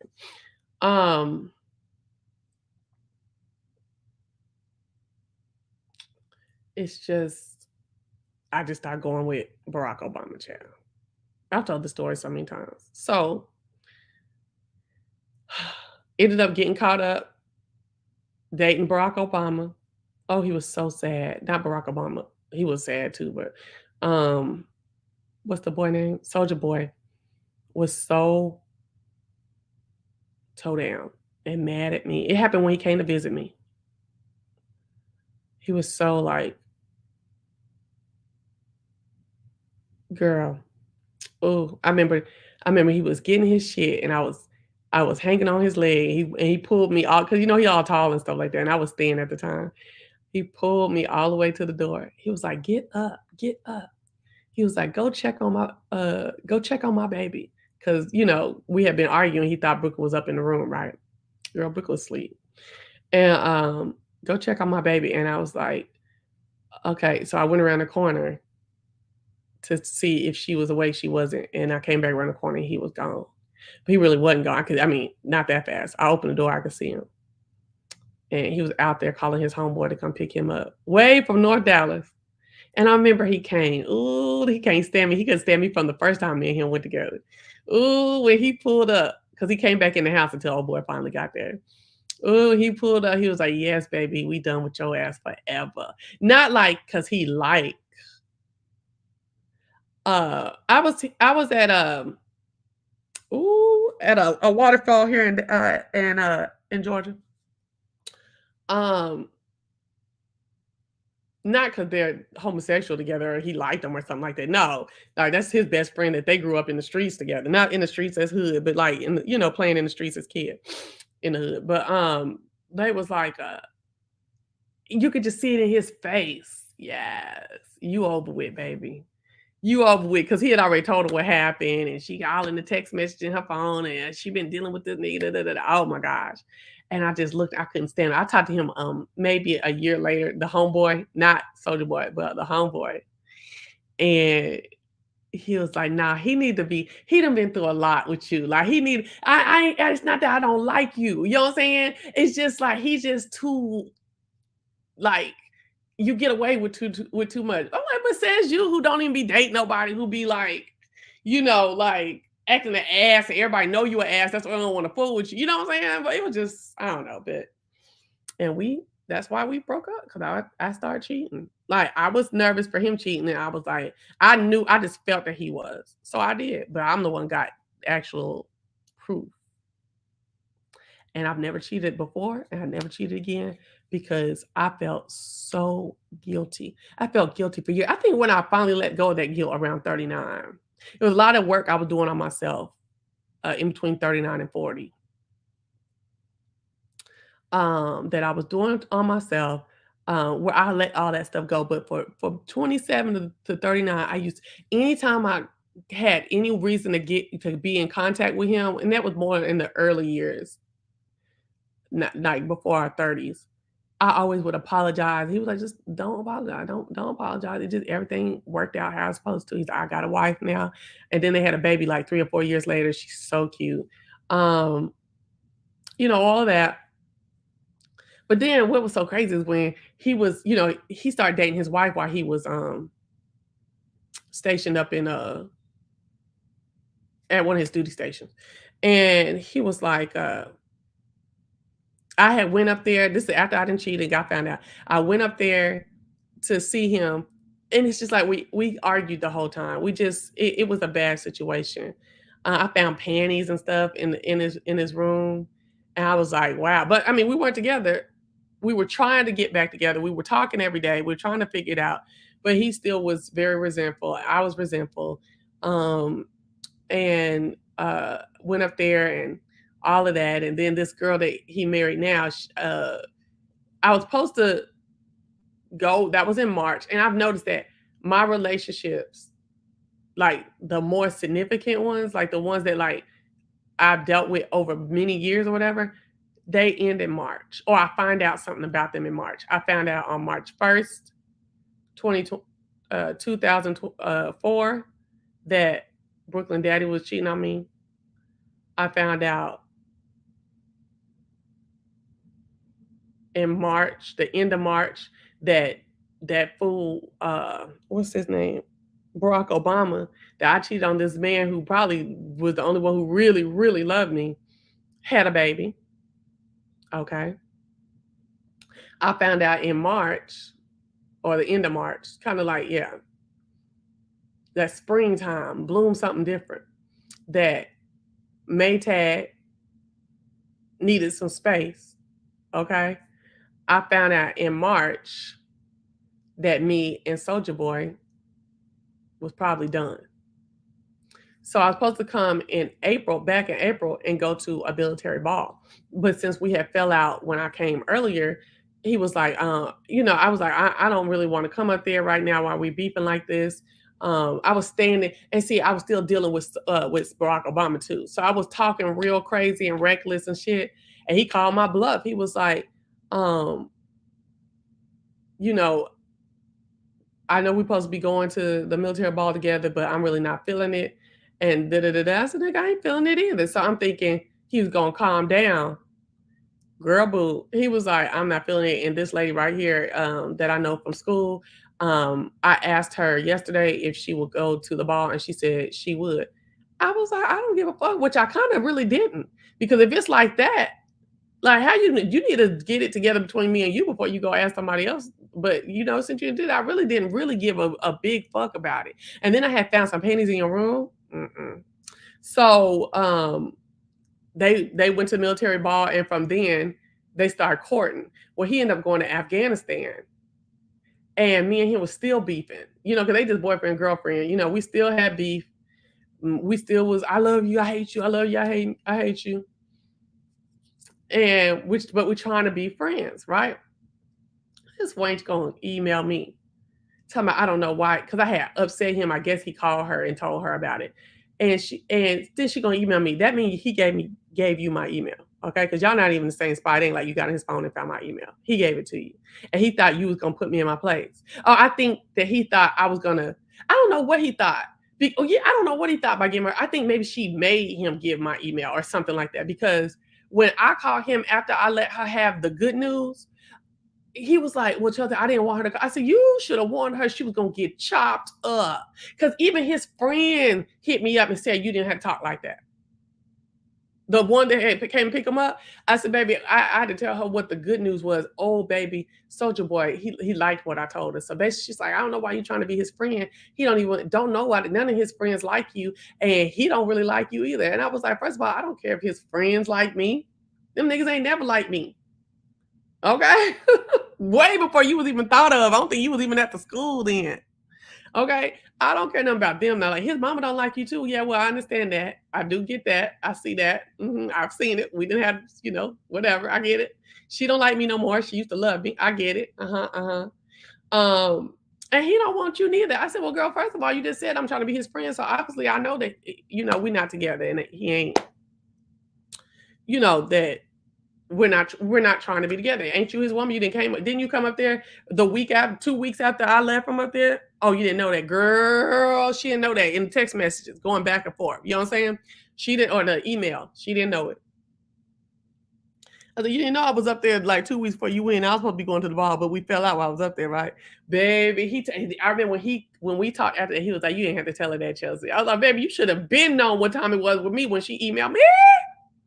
Okay, no ma'am. And so he was all like, or she was like trying to go back and forth. I said, listen, we were going back and forth for about, maybe 4 times each. I said, listen, it's an email. Remember, this is like 2007. I said, look, baby, baby doll, let me tell you something real quick.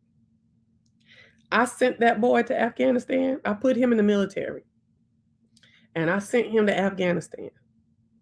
And if anything happens to him while he is in Afghanistan or in this military, I am going to come see about him. Period. I said, now, if anything about his life happens, I'll be in the pew behind you. I'll respect you enough to sit in the pew behind you, but you will see me. And I meant that.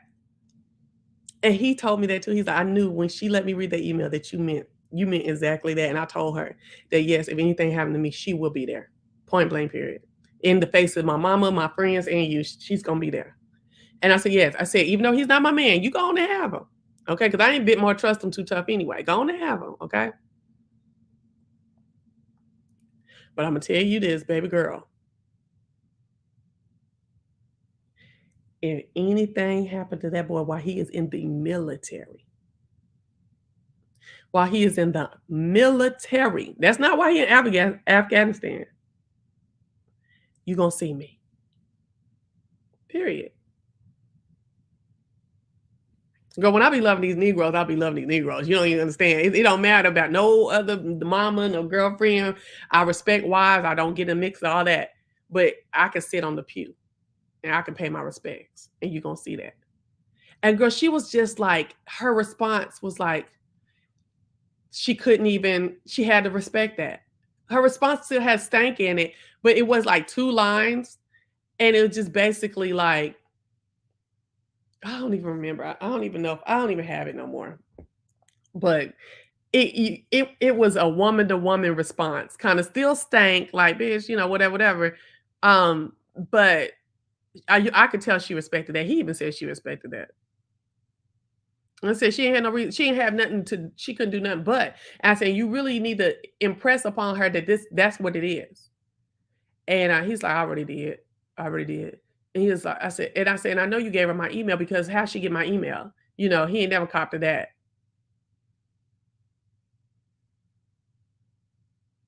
He ain't never copied that. I said, yeah. I said, so you see, that's what I'm saying. That's what I'm saying. He does. He'll bend to his woman, and that's the type of man I do need. Not always bending, because I don't like that type of nigga either. Like the dude I called engineer.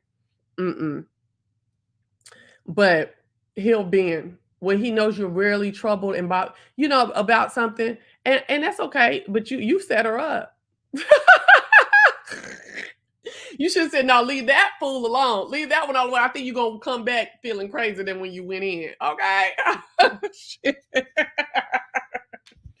So anyways, yeah, girls deep. So that's why me and Soulja Boy ain't never been together. So we used to even after they got married, well, before they got married, even and after this text message or this exchange between me and the woman, me and him was still arguing. And then we finally figured out we can't be friends, right? We still was arguing about different shit. And I remember he told me, he was like, she got a banging body, because I've always been somebody who, well, not always. After I had Brooklyn, I was up and down. So, he remembered me with girl, softball fine, okay? Third base. After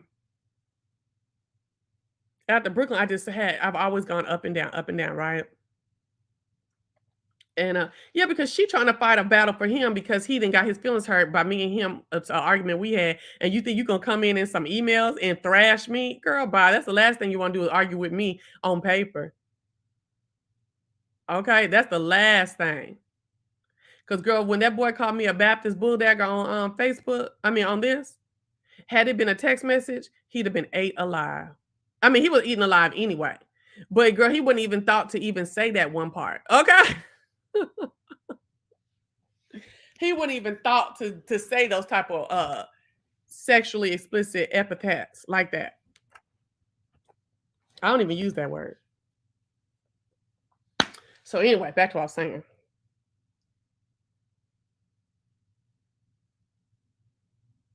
I remember when my homegirls told this other girl, she said, you got more of a chance to argue with her here face to face. That's the only way you got a chance. And you just got a little chance on that. I said, okay, because don't let me sit down and get on somebody's tail. That's why when you saw me in that video, I sat down. And I ain't had to go to no sexuality on nobody. No woo-woo. I'm gonna sit down, I'm gonna talk to you. Girl, that type of stuff be woo, girl, So anyway, back to what I was saying. So we were arguing this way. He was like, yeah, she goes to the gym every day. And she did have a very nice body. I don't know what she looked like now because I don't be keeping time with it. She did have a body. Now I have hair, so he couldn't say nothing about no hair. She had long hair. I had hair too. Still do. But baby, the face. Not saying she ugly, but baby, get somewhere. Because even in all my thickness, because back then I wasn't hitting nothing more than a size 14 at the most, okay? And all my thickness. And I still had a body. Still cute. Okay? She just had a more fit body. And he loved my body. So why you talking about it now? Get the fuck on. You didn't lick from every lick place you could all through it. So what you talking about now? Okay. So you want me to feel some way because she go to the gym? Bitch, please. I didn't have to go to the gym and use all in my tail. Okay. Bye. Anyway, but the face. I said, but your wife looked like somebody auntie though. Because look, or your fiance. I bought her a $3,000 Afghan dog. And I done spent $12,000 on her ring. Cause I don't be playing about no rings. I don't play about no rings. Okay. And I was like, so what, bitch? She's second fiddle for the rest of my life. I'ma always think of her as that. She's second fiddle, baby. Period. Period, baby. You can't let these niggas get over on you with that mouthpiece. It's one standing this day that got a little mouthpiece, but he got some other shit going on. And so I allow that type of stuff. But you can't let these motherfuckers say little shit and try to fuck with your your inner thought about yourself. That's very important that you protect that. And even when that one did and sometimes does do that, I'd be like, child, nah, I ain't going with what you talking about. Or at least if I don't say it out to avoid arguing, I'll just say it to myself. Child, what he talking about? Some bullshit. I ain't thinking about it. You know what I'm saying? You cannot let these motherfuckers eat you from the inside out. Hey, they gonna eat you from the inside out and they on the outside. Fuck them hoes. Okay? They on the outside. You on the inside. How they gonna eat you from the inside? Bitch. Anyway. So, he was talking about how he got her this $3,000 Afghan dog and a $12,000 ring. Her ring is the bomb. Sent me a picture of the ring. I said, let me see the ring, right? Because, me at this point, I'm still up here with Barack Obama. Bitch. I'm dancing at the DNC in a gown, ho. You know what I'm saying? What? This has always been what I really want to do. That army wife shit, girl, that wasn't a hit for me. That wasn't the hit nor the lick. Okay? That was going to be a means to an end. So I was like, girl, and the boy said, let me see the ring. I said, I said, yeah, I'd have had to have a little. And that really, I did think it was nice, but it wasn't me.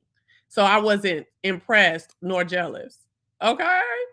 He was like, oh, you had something to say because you jealous. I said the ring was very nice and you did a good job. It just wouldn't have been me. Okay? I'm not saying it would have been more money, less money, more diamond. It just wasn't me. But it was a nice ring.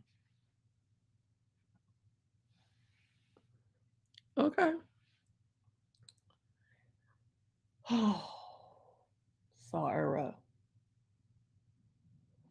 He was going on and on, and she might look like an auntie, but she got a high school body.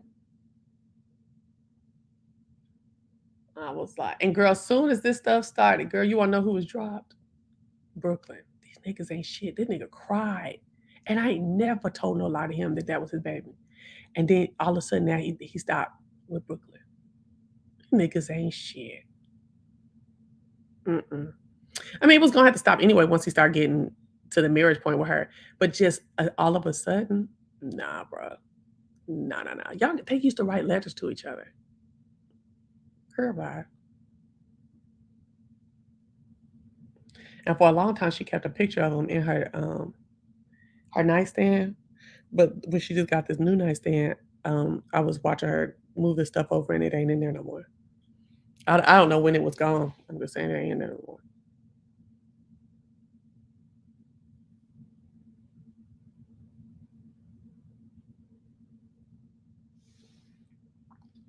So, honey, that was a trip. That was a trip, a TI trip. So that's why Jamela, are you still there? That's why me and him never got married. But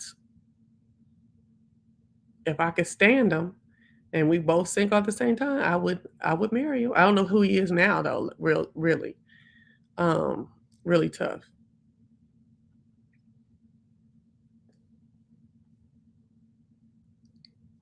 But if we were dating for like 6 months to a year, and he was the same person he was then, minus the bitches in tow, that like I used to tell him, he used to say, the bitches, huh? The bitches. And we used to say that all the time. He was like, the bitches, huh?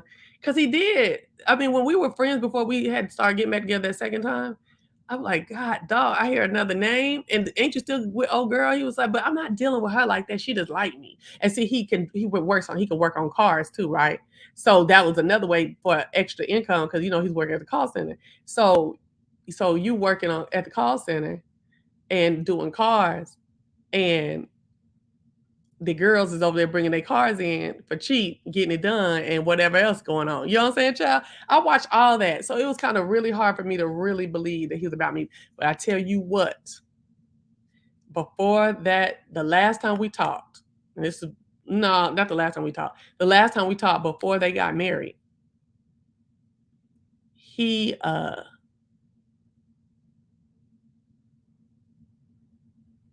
still proclaimed that nary a bitch that I wouldn't approve came to. He still says that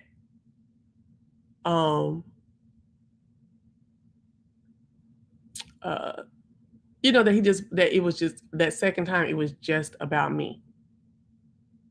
I'm like, I don't know about that. I mean, you know what I'm saying? I wouldn't change my story either.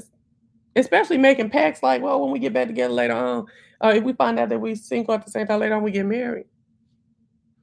I wouldn't change my story either with somebody who already has a trust issue. My baby daddy stole my debit card and went and bought my my Valentine's Day gift in 2002. Went and stole it out my purse. One that I just kept for savings and didn't do nothing with. So he knew he could go get it and put it back, and I wouldn't look at it. You know what I'm saying? I wouldn't know that it had been moved. Went and got that. For some reason, in that same week, I looked at that account and noticed that the money that was in there was almost gone. So I go to Walmart, the places where I saw that was used, the gas station, shit like that. Girl, I had Walmart go up into the attic where they keep, for some reason they was keeping receipts up there. I ain't never heard of this, okay? Or maybe she said she was going up to the attic and maybe pulled the receipt, right? I gave her my card and I said, I want you to find out, bring me all the receipts from when this was used right around Valentine's Day this year. I stood up in there for 2 hours. I called the bank. The bank was telling me what they was going to do, all this stuff like that. That lady came down there with them receipts. And my crock pot, my white crock pot I had back in the day, was now I didn't buy myself this crock pot. He bought that for Valentine's Day. That's the type of shit that Brooklyn Daddy buy. Practical shit. Not now. The lady now be getting all kind of shit, okay? But, you know, when we were young and broke, he get practical shit, like washing machines for Christmas. Girl, I said, oh, hell no. I need something else. Because no, baby, don't buy me no motherfucking washing machine for Christmas. And then bought it on that 90 days, same as cash. So, bitch, now you got us in some kind of debt. You know? On my gift, no, bitch, I need my gift to be free and clear. Ladies, are you with me? Okay? And he gonna sit up there and I was like, didn't you just, because he went to trade school. I said, didn't you just get your refund back from trade school? I said, oh, that's enough to pay for these washing dryers. Go back over there and pay it right now. We ain't on them 90 days, same as cash. Girl, these niggas and their finances be tripping me out. I'm not on no 90 days, same as cash. On none of my motherfucking shit in here. Errands, 90 day errands, girl. I thank God I ain't never had to have no errands. You know what I'm saying? Where they want you to pay every goddamn week and then you didn't pay way over the market value of the stuff. Thank you, Jesus. I thank God. I mean, this is sincere, Lord. Thank you. Okay? Sitting up there talking about 90 days, same as cash. No, indeed. No. You take that $1,100 down there, and then it was less than that because when you pay cash, they didn't have that upcharge for renting or for the extended credit. And so, But anyway, so I'm up in the Walmart. They bring the receipts down. It's my my white hey Nessa. It's my white crock pot on there, the card.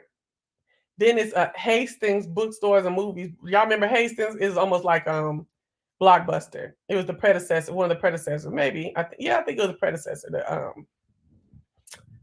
Blockbusters.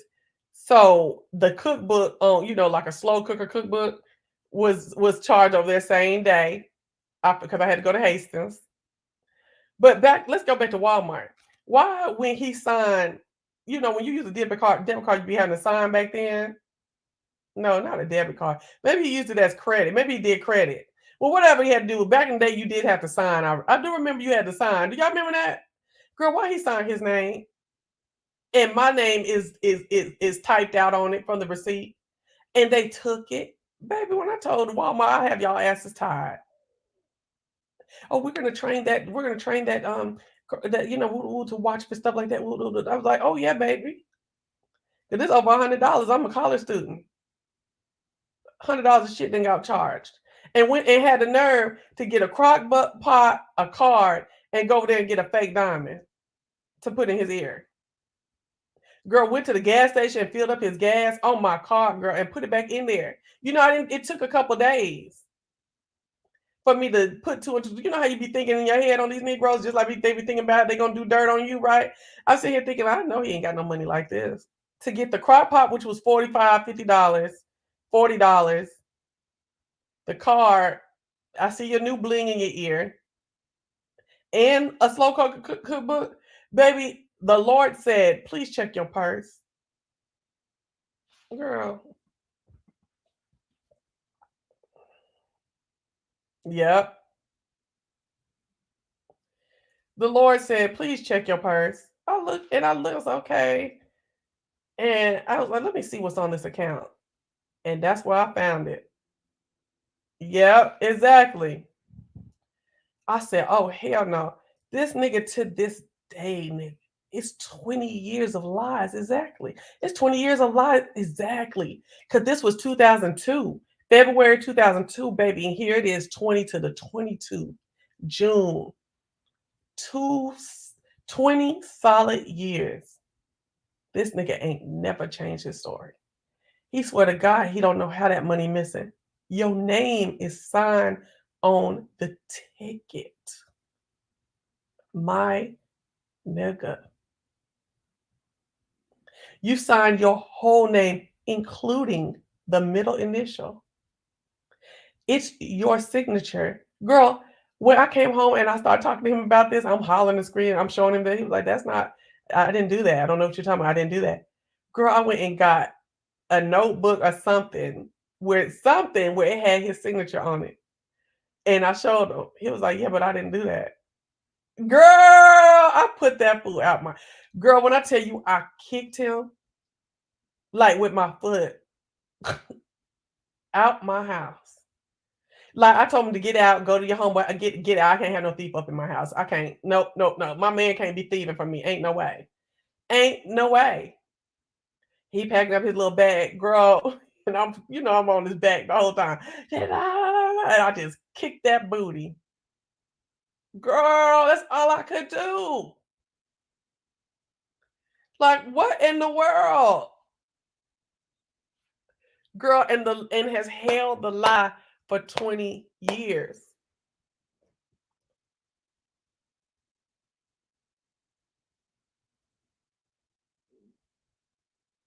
Where the diamond at then? Look, okay.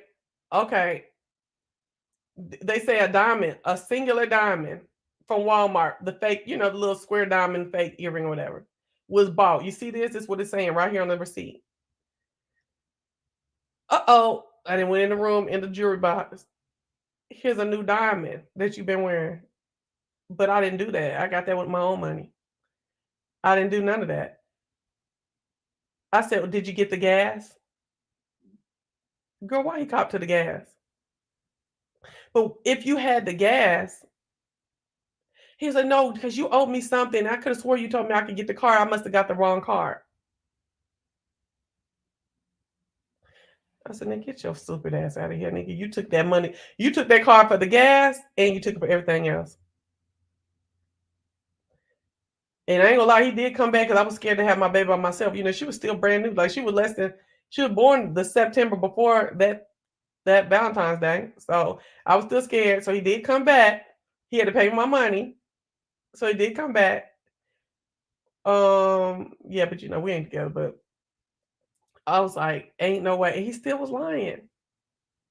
But girl, shit, I wasn't used to no babies yet. I was still scared. You didn't come bring your ass back up here and help me. Well, wait, hold on. Hold up. Let me get it all the way clear. I didn't ask him back. He was begging back since before he even stepped out the door. He was trying not to have to leave. And then after about 2 weeks, I let him go. He was always gone for 2 weeks to a month. When I would kick him out, and he would go to his homeboy house. Yes, indeed. Be crazy. That's a liar, baby. Like he even told me that he might need to go see somebody about lying. I said, you damn sure do. You damn sure do. I remember this one time he bought this new phone home. You know, this back then when my phones cost $79, $89. You know what I'm saying? This is 2002, bitch. Okay. And the Nokias, you know, I had a Nokia and stuff when I met him. And he was like, what did he say? Came in the home with a new fire phone. I mean, it was cleaned in a whistle, baby. I was like, wait a minute, baby. Like, what? So I didn't know how much it cost. I said, that cost a couple $100.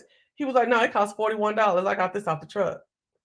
And I was like, what you mean? Trying to talk all, because he knew I liked a little, you know, I was country. You know what I'm saying? So he looked, what you mean it got off the truck? You know what I'm saying? Like, you know, tell him, so, yeah, my homeboy got it off the truck. You know, so he just sold it to me for $41. I was like, okay. So he come up with $41. Now, me and his cell phone is both in my name. Okay. I pay mine, he paid his. Wait, who paid? Because see, he didn't have no problem working and paying either, though. Now I'm gonna tell you one thing: is that her daddy gonna work? Is it gonna be gainfully and big money? I ain't never seen it. Okay, but and then he gonna pay bills around the house. Okay, I ain't mad at it. He paid the bill. He wasn't coming with no excuses and stuff like that. Okay, except this time right here. This is the only time I remember was the excuse. Hold on. But the bills was in my name. I'm gonna say that. Okay, then let me go through these Negroes about who gonna pay bills. Well, I've only lived with a man twice, and they both. Well, I'm not gonna say it like that because when I asked my last boyfriend from last year to come live here, I asked him to come. I asked her daddy to come too, though. So yeah, so I was gonna say that they live with me, but I'm gonna say her daddy lived with me because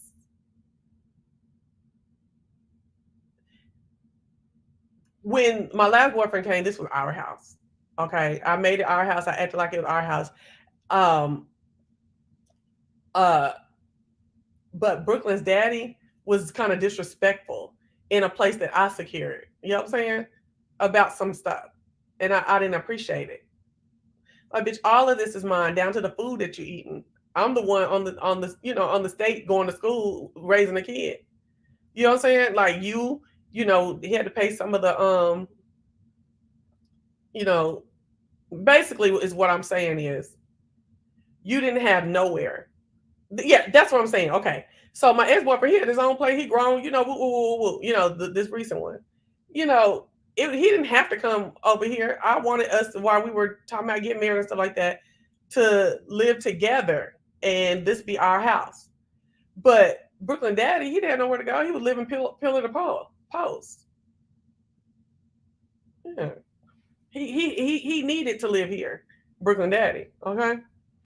So not here, but at that apartment. So nigga could be on live on camera and swear it wasn't being okay. Exactly. Hey, Jazz A. Yeah. And he was like, what did he do? Okay. So he and I were talking about the truck and $41. Now the bill's in my name. The bill say $400. A new phone was on there for $400. I said, wait a minute. I thought you said you got this phone for $41, but here it is on the bill. This is your phone, okay? The name of it, everything, okay? It's saying this is a $400 phone. He was like, Chelsea, I work every day. I'm gonna get what the hell I want. I get up, I go to work in school every day, and I'm gonna get what I want. I said, no, baby.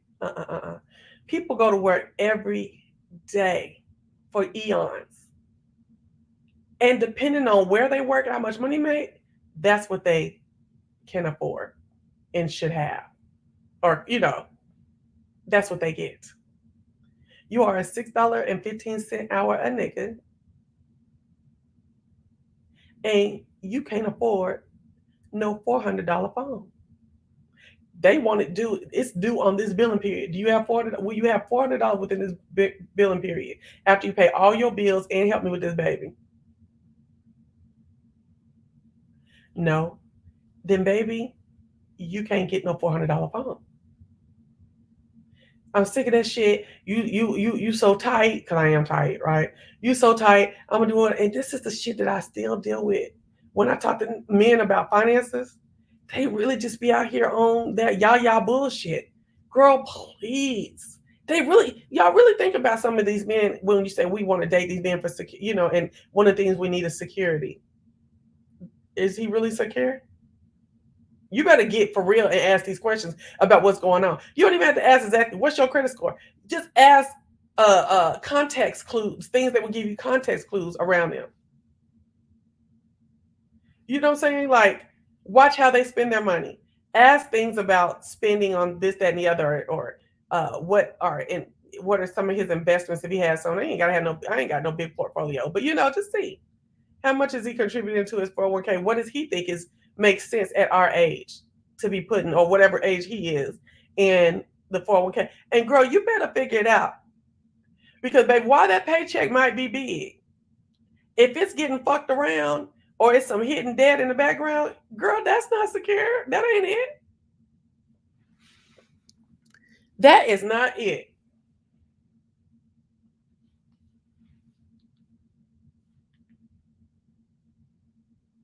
Girl, all these niggas is lying about something. Let me tell you that. Then there you go. Oh.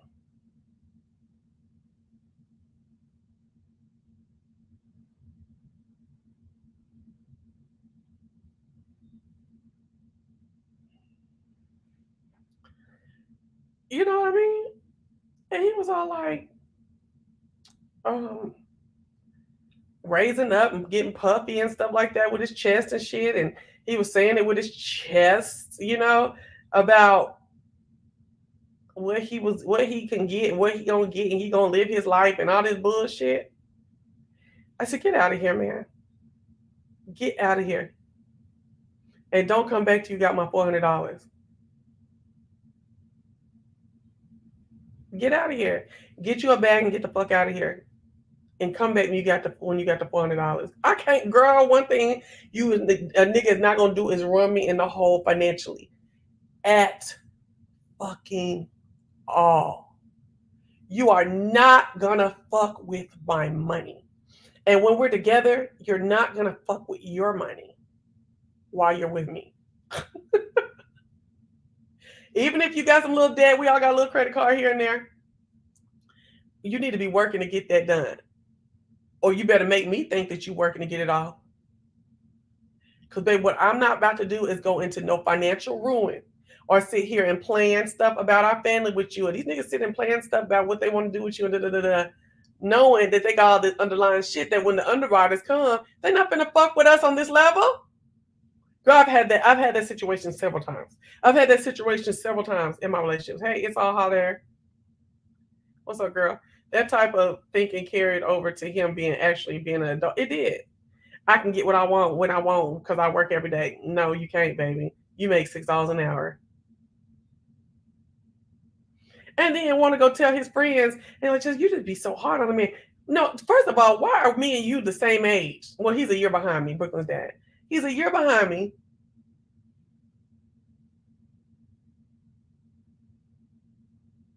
We got the same 24 hours in the day. We've basically been raised almost the same way. You might have learned things a little differently than me or been exposed. I know I was exposed to way more culture and shit like that than him.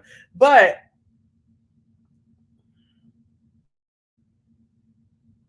excuse me? Wait, where am I going with this? I'm sorry, I lost track real quick. Hold on.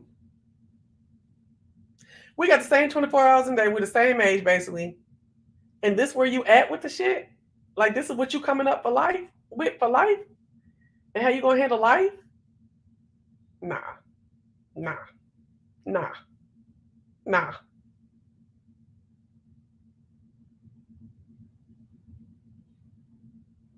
Girl, I just applied for a zero balance transfer, 0% APR for 21 months. City Simplicity.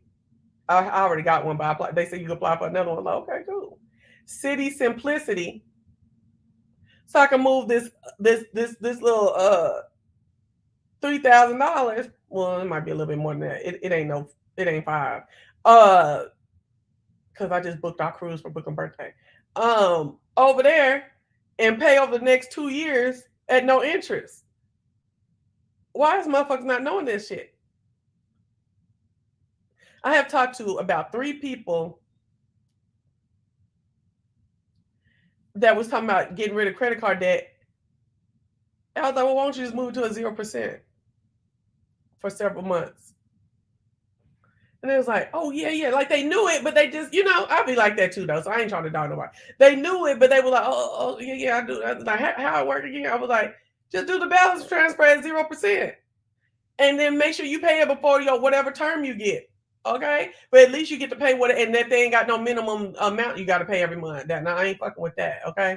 Because this month you might get 25, next month you might get 500, and it just need to be on my own whim. You know what I'm saying? But girl, yeah. So anyways, he left and he came back with that $400 and some bomb ass flowers. That's one thing that nigga can do, is pick out some beautiful flowers. They don't be no domestic looking. They be the tropical looking crazy one that spend some money. So he came back with $475 worth of shit. You know what I'm saying? Okay, now get back in here and make sure that when I get off of work, I can go to the library. You go pick that baby up from the daycare. Okay. Yes.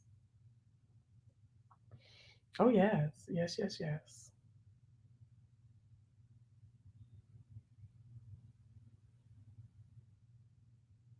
Mm-mm.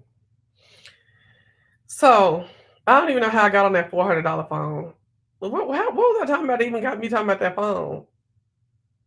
I was talking about Brooklyn Daddy, right? I don't know why I was talking about that phone.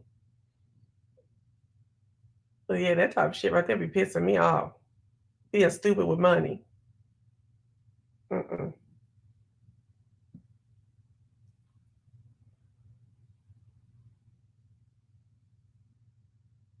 He might have had an excuse a couple other times too. Now that I'm thinking about it.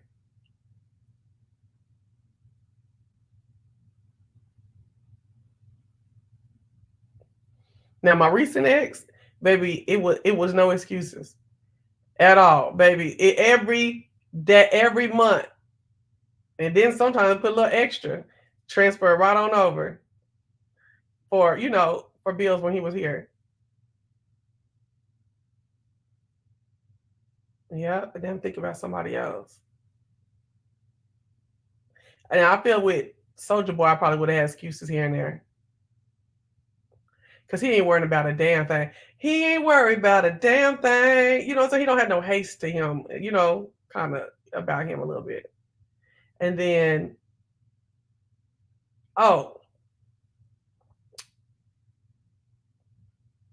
do I want to say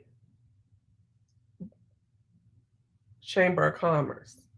I was calling this, so this who I want to change his name because I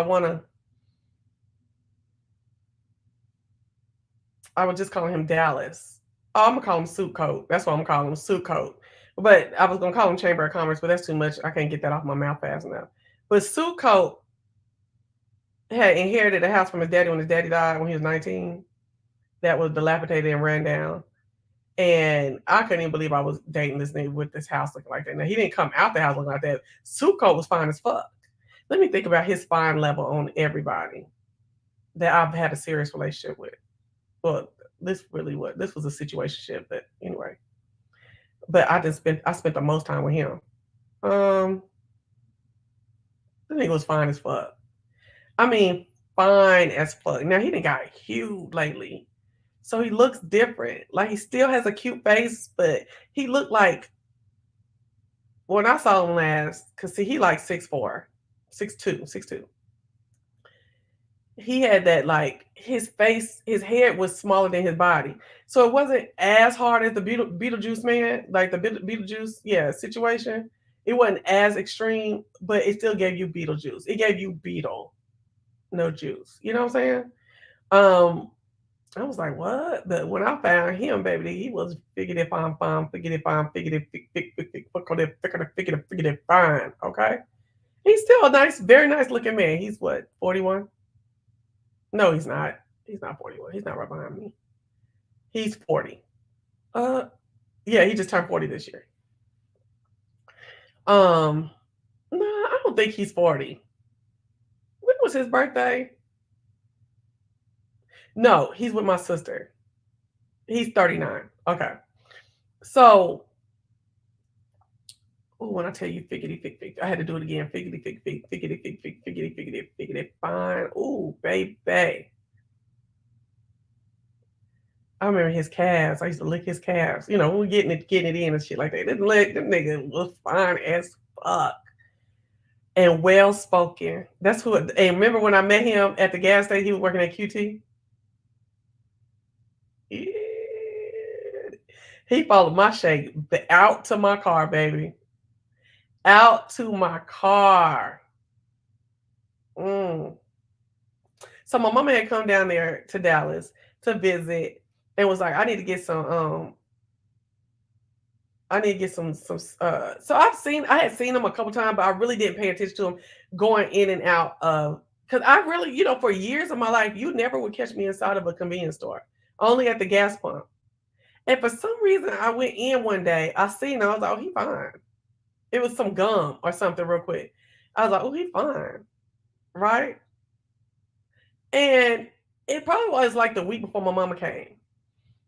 And that boy fine. I went on about my business, right? He saw me, I saw him, and it wasn't, wasn't nothing. He didn't step to, bitch, because I wasn't stepping to no nigga, especially in Dallas. I was still a hot girl. And that's another thing. I retired from that shit at like 28. And when I say hot girl, I'm talking about I used to be every fucking where in Dallas. Okay. But so this is right before I retired. So I was like, hot girl. Got what you want. Oh no, I didn't. Wait. I had already retired from hot girl. That's what it was. But I still had like my little attitude and stuff. He said you still had a hot girl attitude. Okay. I had already retired because I met him at 29. 2009, 2010. Okay. So he was like, this really don't seem that long ago, but 29 seems a long time ago. But me and this situation shit don't seem that long ago. Probably because we still cool. Anyway, so he says, I'm in there getting the gun. He ain't saying nothing. I was like, oh, forget, okay, whatever, nigga, right? So, but I did just get my hair cut natural, and it was short. So I was like, okay, I gotta learn how to rock this. Whatever, you know how I'll be hard on myself. I don't know about y'all. So then he says, okay, so then the next week, mama come, and she's all like, stop at that QT right there and go give me some cigarettes. And I was like, oh, I ain't trying to go in there because this nigga don't think I want him, mama. She like, don't even look at this nigga. Like, he might not even be there, right? But I was like, but we kind of like looked at each other, mom. She was like, girl, bye. And I had some shorts on too. And they weren't hoochie shorts, but it was cute. I had a blue top and some blue and white shorts on, right? And she was like, go get my goddamn cigarette. So I was like, golly. So I go in there like, oh my gosh, right? So, because it was just like a week later. I don't know. To me, I was like, I don't want this nigga thinking that I'm trying to come in here and look at him. So I go and get me something for me. And then I go up to the damn counter, right? Well, I'm standing there. You know how they be having them multiple lines. They be working them lines, telling you to move over here, back and forth. What y'all know about QT? So anyway, he was like, I was trying not to look at him while I was waiting in line. I was like, oh, what this man doing? I was stressed, girl. So I come up to this boy's line, not him, another boy. And I was like, can I get whoop cigarettes? I don't even remember what cigarettes she was smoking at the time. And he was like, huh? You could tell he didn't know cigarettes. He didn't know cigarettes. So he was like, what? And he was holding up the line. It was a gang of folks in the middle of the day on a Saturday, right? And he was like, I don't know. And he looked. And he came back and he was like, I don't think we have. So you don't have so-and-so because it was they common, whatever it was, right? Everybody have them. And he was like, I thought mama told me that everybody don't be having them. I thought, okay. So anyway, now here in Georgia, everybody don't be having them. And so, or whatever cigarettes that she's smoking. So I don't know. Anyway, bump all that. Get back to QT. So I'm still going back and forth with him. And here come Suko. How can I help you, ma'am? Like, you holding up the line. And I'm like, no, your boy holding up the line. No, these cigarettes. My mom came up here and got cigarettes and came home before. Okay. So he was like, how can I help you, ma'am? Like I was, on a nigga nerve. And I was like, I need you to get so and so. Girl, we kept it so south side of Dallas, right? He turned back around in a millisecond, had the thing. He was like, okay, now keep it moving. Talking about, he told the boy that, like, come on, and they keep it moving. And I was like, bitch. So I went on about my business. I got in the car, right? I wasn't thinking nothing about him. Like, I went in the car, told my mom, I said, I told you I didn't want to go in there. I told her what happened. She was like, girl, they probably, she didn't give a damn. She just want her cigarettes. So anyway. So probably like a month later, I then came from this fabulous like mansion party. Girl, I'm telling y'all, woo, hi, girl. I need to go back to Dallas. Oh, but I wouldn't even know how to fit in there. Hi, girl. Oh, baby, you got what I want. So I was dressed to the T. Dressed to the T with my little afro, bitch. Don't play with me, okay? And he was like, but I wasn't no hot girl at that time. Like, I had really slowed down. That really wasn't nothing. That was one of them last minute things my homegirl was going to, and she invited me to it. But anyway, so I stop at the QT, but I had no idea I was gonna go in. I get to the damn pump and it's telling you go see the cashier. So I wasn't thinking about it because I never saw him in there at night. I didn't even see that he was assistant manager. I always saw him during the day. So I wasn't even tripping. Bitch, I go in there and talking to not this one, but the other dude that's working there, just sitting there at the thing, just talking. He didn't already, took my card and he put the money on the thing. I'll go back and pump it, but we just sitting there laughing about something. He made a joke and we talk whatever. Girl, I saw that back door, one of them cooler doors open, and here comes Suko. I just put my eyes down because I'm thinking about how I got to get out this conversation. But he had heard the conversation in the back, so he came out interjecting into the conversation. And so I'm talking, we wrap it up like real cute, right? Because I'm like straight shunning him. Like I gave him a response, but I really wasn't feeling him at all, right? So I turn around and I walk out of QT and I'm walking and I get like halfway between the pump and the store and I hear footsteps. And I turn around, it's him. He's like, let me pump your gas for you. Girl, that's what I'm saying. It got to be Atlanta, baby, because I don't have no problem. Okay? I have no problem. I have no problem, except in Atlanta. Don't come here. Don't come here single. And don't bring your man here. Let these people have Atlanta. Do you somewhere else, okay? I don't be having no problem.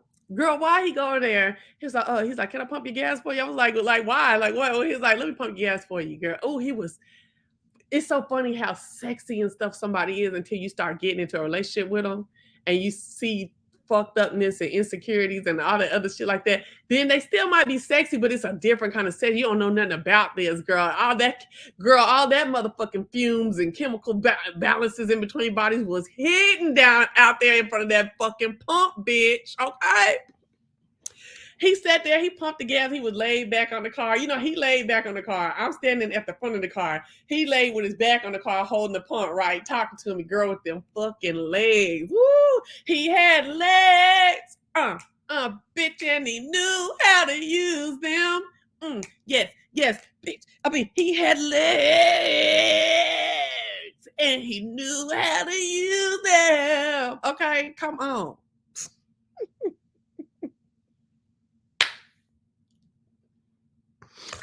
Ooh, them legs. Ooh, got me twitching. Them legs, that was fine all the way up and down, but the legs was good. Yes. Okay. And what turned into let me pump your gas turned into 3 hours sitting at that pump talking. Good thing he don't work in QT no more. So I ain't snitching.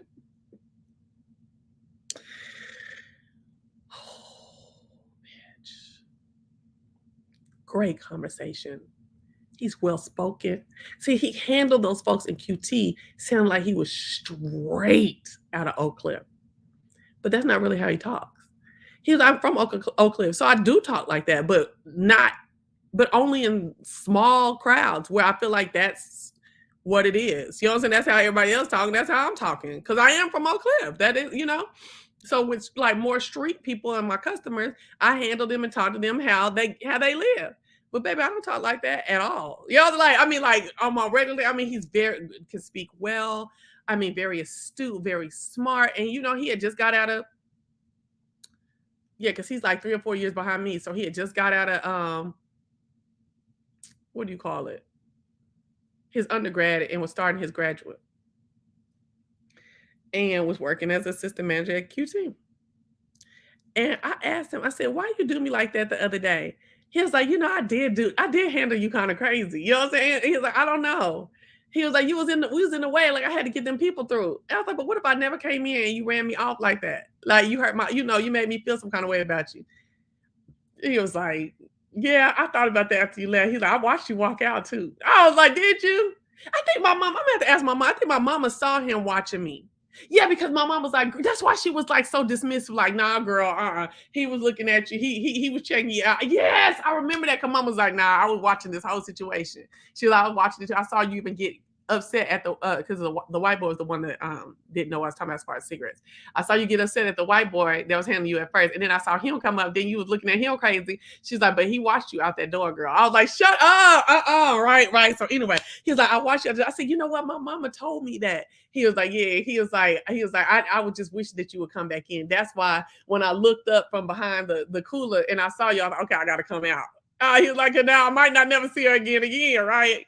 And I was like, nah, I live over here. Well, I live in the south, close to there. But girl, we had a great conversation. But he said, I wanted to make it up to you. That's why I said, let me come pump your gas and stuff. I was like, Girl, I used to go up in QT. I used to hang up in QT while dating him and he was working there. But you know me, I'm all like, nah, I don't want my man working at QT. Not my smart academic man. Fuck that. I was like, in his master's degree program, his professor was the vice president of a company, right? And was talking about some management and training program at that company, right? So I was like, well, you gonna apply for it? He was like, yeah, see, you really should, especially since you know him. Oh. Excuse me. It wasn't his professor. I was sorry. He was slow moving through a master's program. I wasn't. I was getting through mine at the time. Okay. So it was my professor that told us, our class, about a management and training program. And I came back and told him. I said, now I know him. I've been in a couple of his classes in my graduate studies. He knows me. I could recommend you to him and kind of like see what he thinks about you as far as getting you in this program and stuff, right? He was like, oh yeah, I definitely want you to do that, right? So he applied, met with him and stuff like that. But when he applied, who wrote the resume? Me. Like all the way down.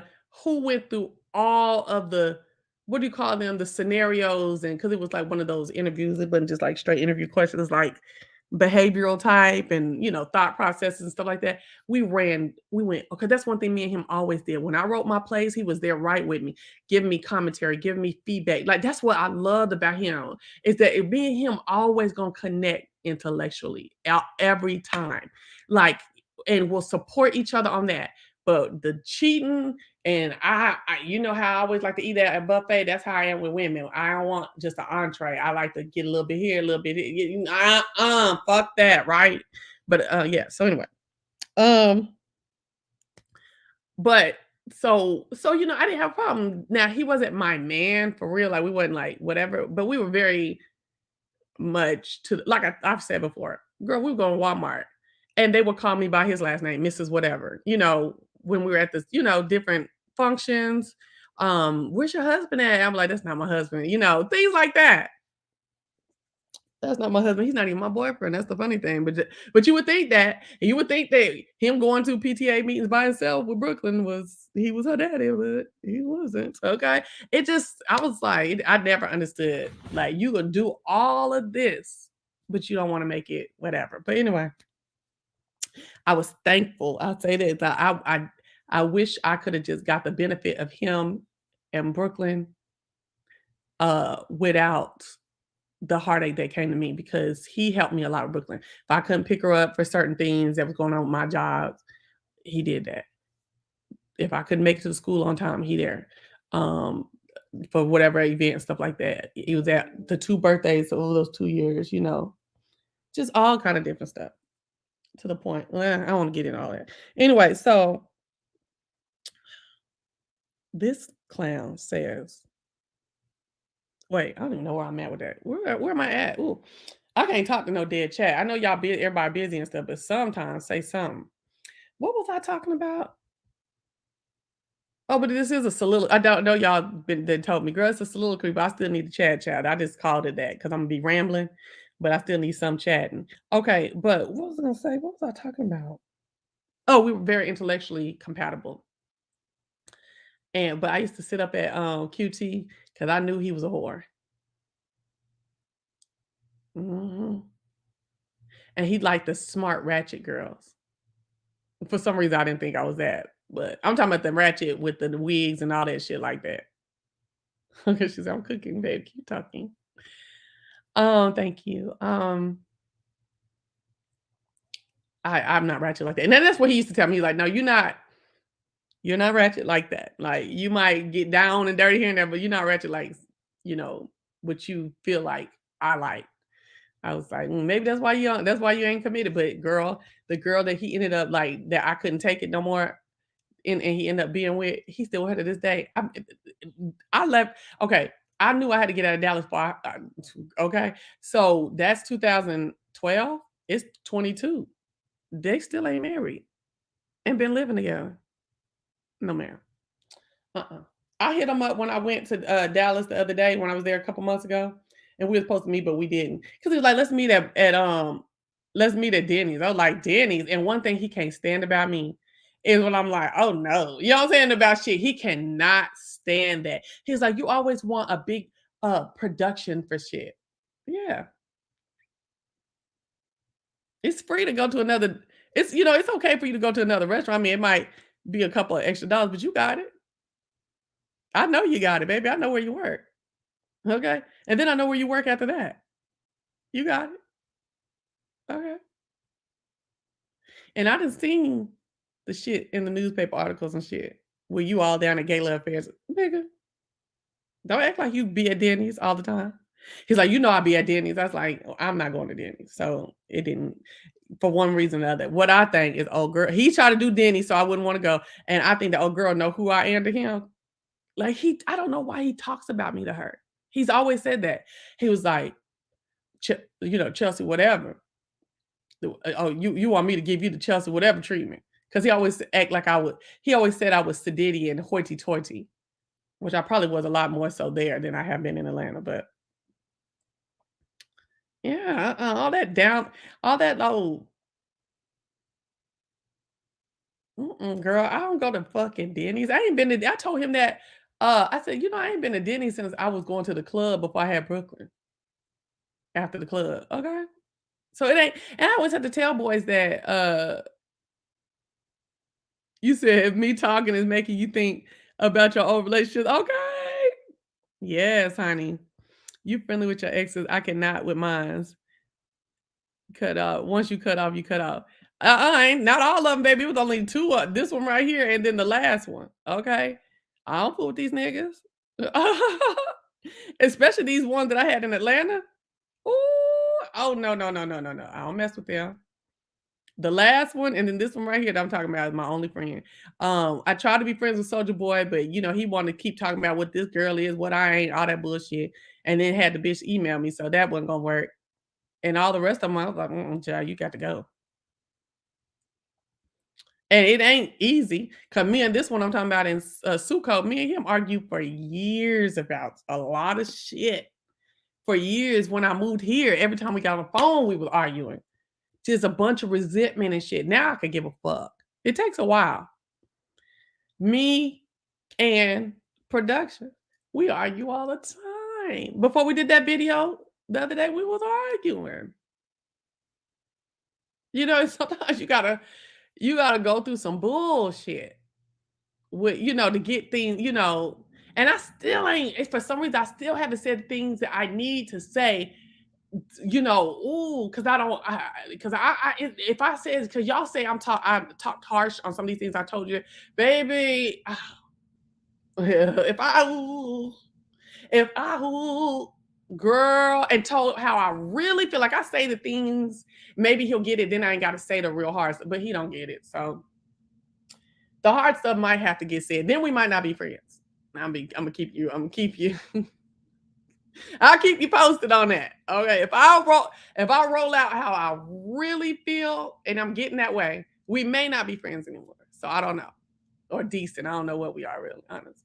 But yeah. But now me and this one is still my friend. Suka. When we don't talk a lot. Because I respect niggas that got women, okay?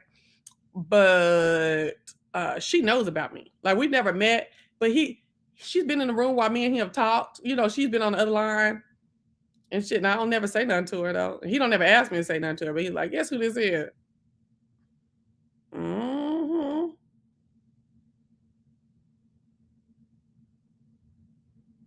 See, okay, come on, Bridget BTV. I just saw her a post. She says, love each other with genuine affection and take delight in honoring each other. Romans 12:10. That's another thing. I've been in the Bible this week. Well, I ain't opened no Bible, but I've been taking in verses and stuff. I feel like that's how I feel about how I'm dealing with people now. I'm trying to take delight in honoring them. Okay? Okay, it's so hard to take delight in honoring people who you feel like they did you wrong. Okay? But yeah, that was a good video. You were right about the women and sisterhood thing. What video? Girl, I done went to the window of the wall in my head. Where you at in your head? Because I don't even know what I had just said for you to say that. What video, girl? Oh, you talking about that video I posted on my community wall? Yes, honey. I done listened to that several times this week. I'm going to be listening to it next week, too. If that's what you're talking about. I'm halfway goofy.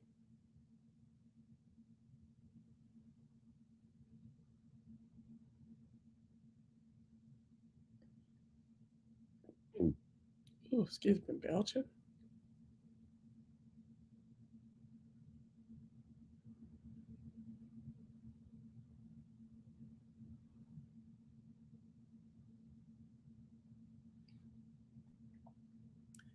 Oh, okay, yeah. Okay, yeah, the video that we did. Yep. I relate to you a lot. You have high standards just like I do. I think being a single mom makes us not take no BS. Exactly.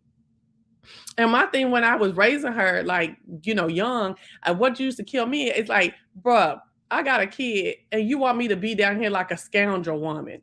You want me to be a scoundrel woman. I got a kid.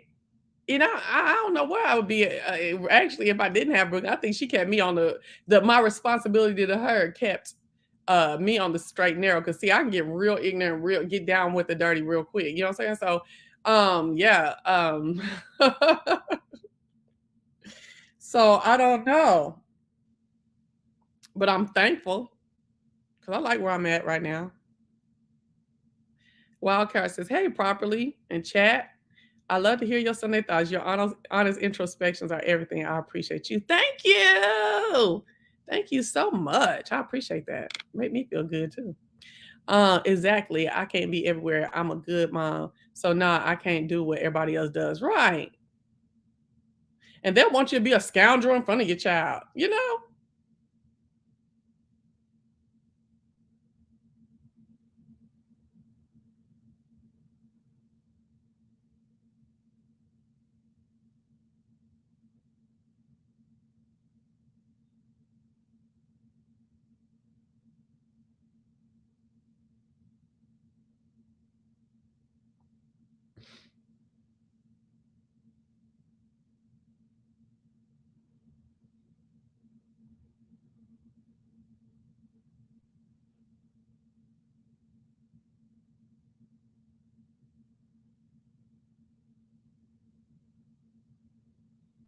Let's see what y'all saying.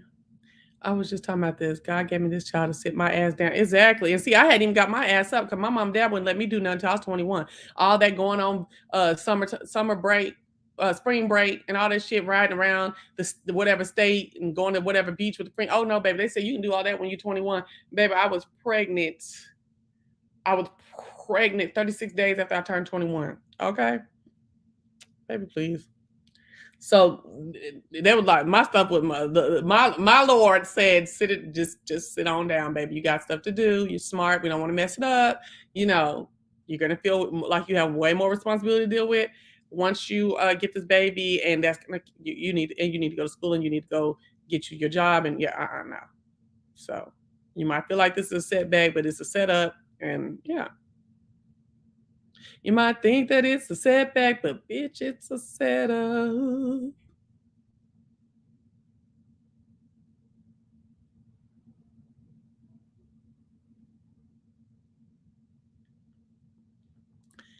I was raised real strict, got married young, and popped her out at 24. Oh, okay. Well, shit, at least you tried to get married first. I was trying, but I messed up. Yeah, I would have been wilding for real. Okay. Especially when I if I would have made it to Dallas still. Because in Dallas, I'm telling you, it's something about that heat maybe and that Texas feel like, oh, girl, all the stuff that I used to do in Dallas. I just thank God for grace and mercy. Your grace and mercy brought me through. Yes.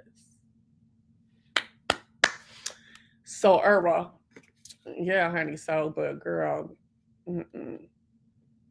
yeah, I like him though. I like. What I'm calling him, Suko. I'm gonna say that boy name, baby. And I only have one name that is like Devontae or Boombanjay and Gamaganto, and that's only. Everybody else has decent names. Let me think.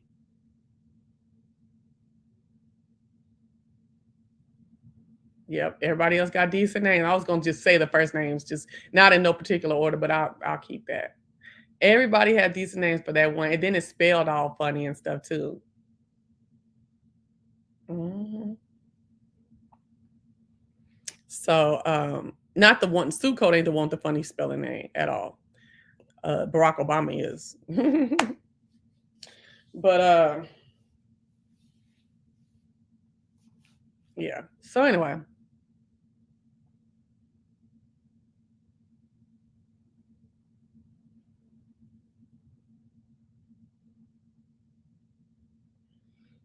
I'm gonna go get my damn. I'm gonna call him and get my damn Wellbutrin. I'm gonna go find these roots, not these rooted something magnesium. I had the chat when they come back up that the lady was telling me about. And I'm going to get my mindset back together for this week because did I tell y'all I broke a tooth this week? No, because I ain't been on here. Girl, you know, when you really should be wearing these retainers, not just so they don't move. These teeth then start moving back on the bottom, right? And they starting to scrape with the top deck. Girl, I was sitting there eating me a nutritional balanced meal, and my tooth hit the other tooth and cracked it, and it fell out. I said, oh my gosh, it's just a little piece. It actually does not look bad when you look at it, but it feels bad with my tongue. I don't like it. A multi-use, not a mountain bike, and not a thin tires. I forgot what, not a cruiser. I forgot what it's called. Hybrid. Just chewing. I'm like, damn. So I gotta go to the dentist about that and about getting put some kind of wires on this bottom deck and get it together because it never was together. From the beginning, I didn't like it. It was setting, but you could tell it wasn't right. Does anyone take ashwagandha? So okay, so that's what my auntie told me to do before I get the Wellbutrin. Take the ashwagandha. But see, this is the thing: the Wellbutrin helps you lose weight. It takes your appetite down.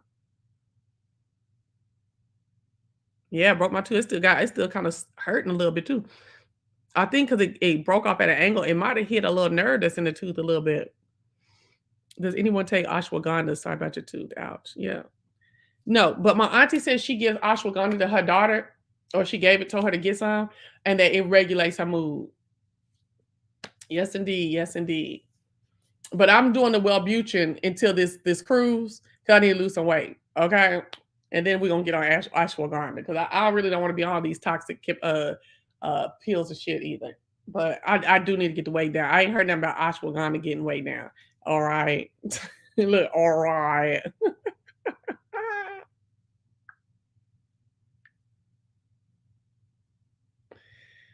Ooh.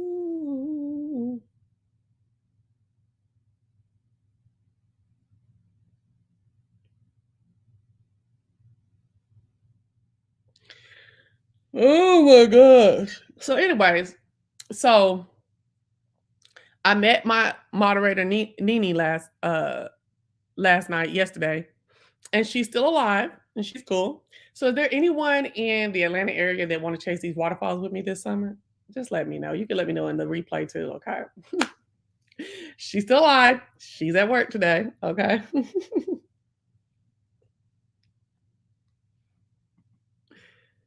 Royal Caribbean. Yeah.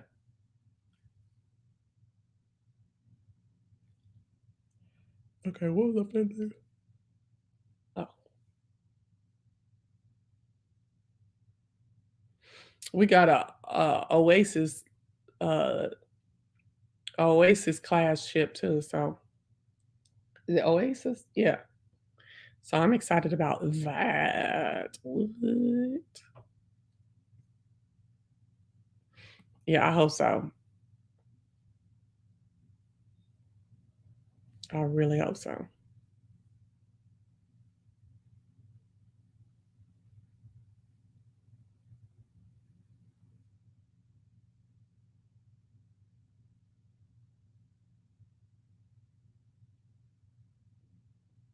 So anyway, y'all, I didn't talk about these Negras for hours, and it's too hot for me to go outside anyway. I'm gonna have to go outside in the evening. But I need to go get me some more dirt for the backyard. I'm doing the backyard now. I need to get me some dirt.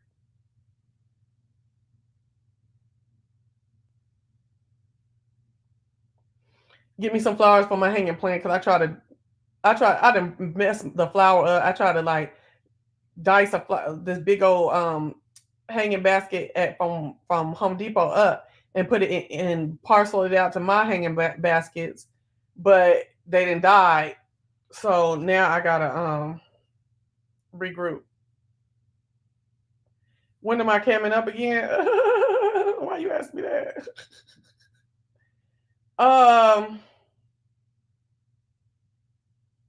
Actually, I will be coming up later this week.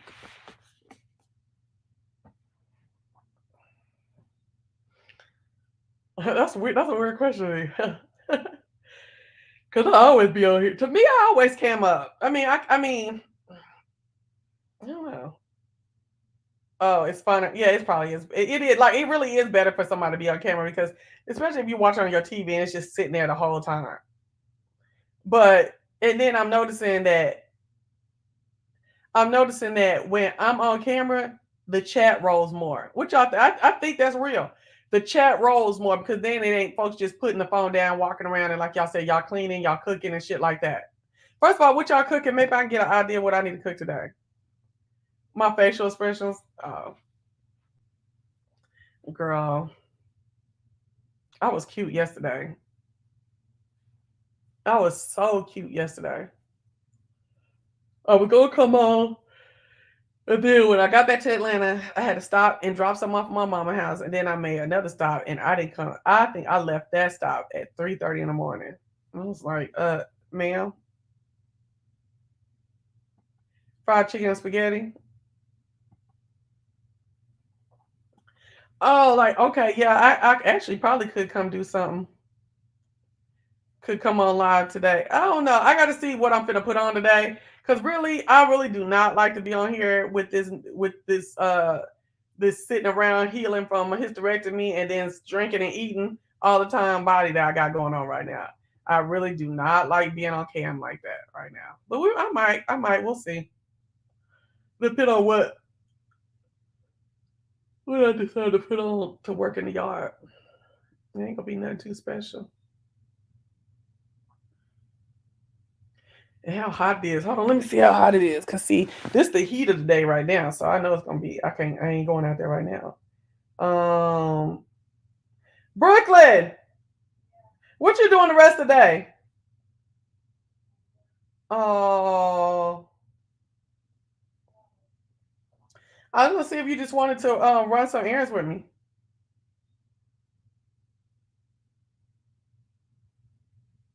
But that's okay. I'm gonna go by myself. Oh Lord, it's gonna be 90 degrees all the way to like 7 p.m. And I need to get out there at 5 and work till 9.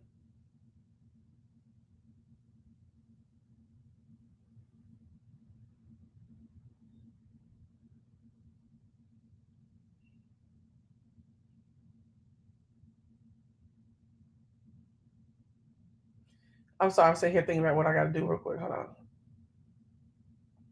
Girl, Chanel in there with her mama, girl. Because honestly, I'm gonna tell you straight up. During the week, I have Chanel all really on the weekend too. But I just had to put my foot down with that shit this weekend, this week. Chanel is more my dog than Brooklyn, and I ain't asked for Chanel because I work from home.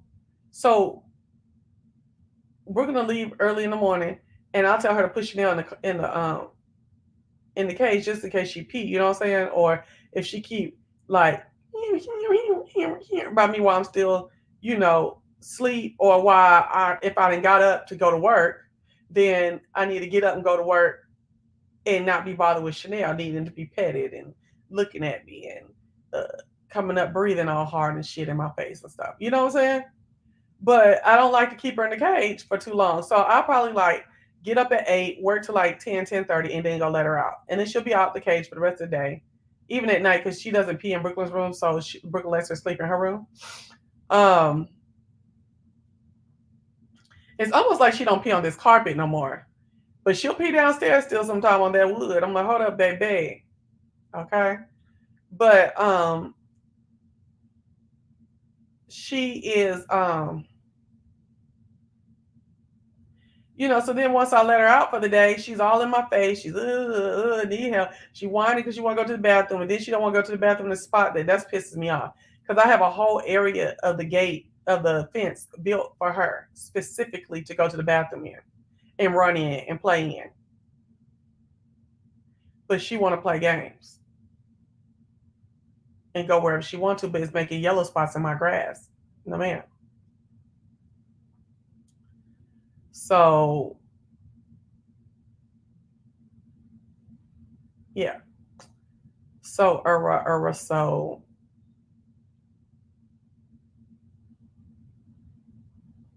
it's just a lot of Chanel in my life, and it's not my dog. I mean, it's our dog, but Brooklyn asked for her to come.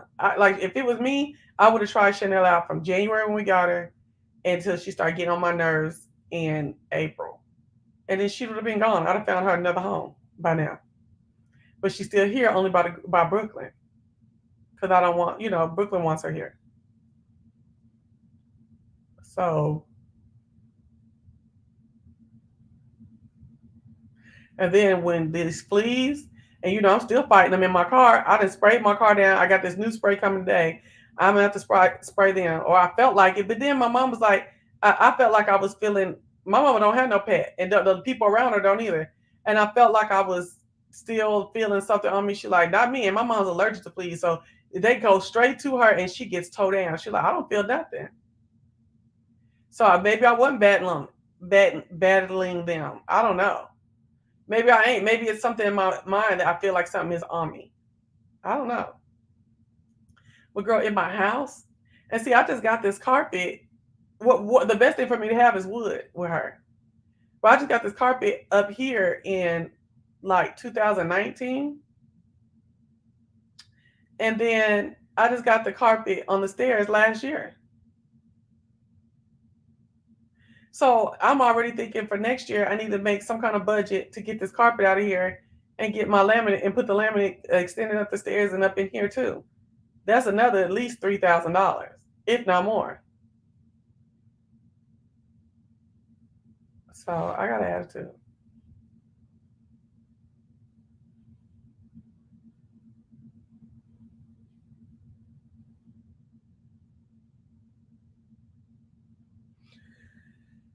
She could be gone, is what I'm saying. And I told Brooke, I said, you go to work, then you start running around with your friends and stuff like that. This is like a baby. I told you that. And then when we go on our cruise, you need to be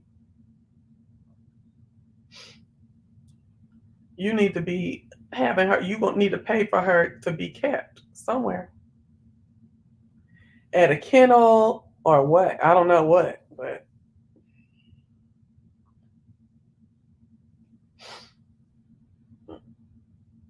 one of your friend's house.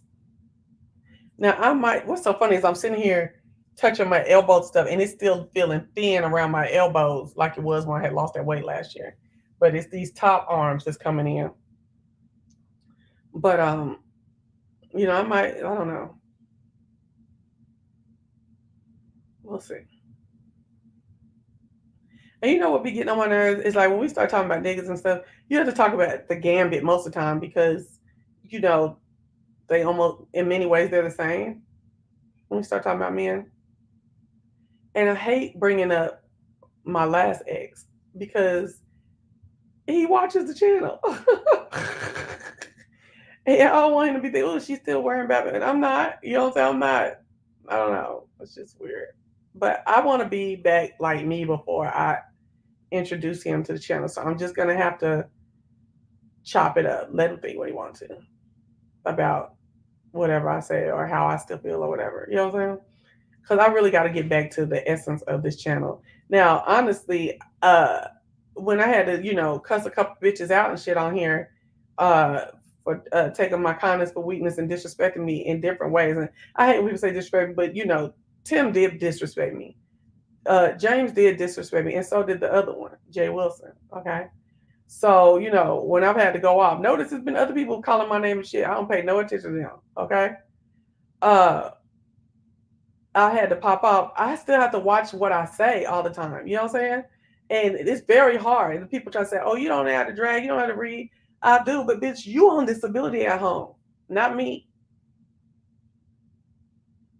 You go to Walmart and come back home and might go turn on your sprinkler and let the kids play. Not me, girl. Like I'm in like I can't even say. I ain't even talking about like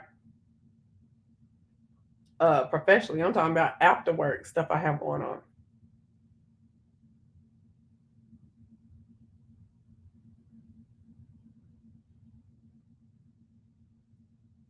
So no.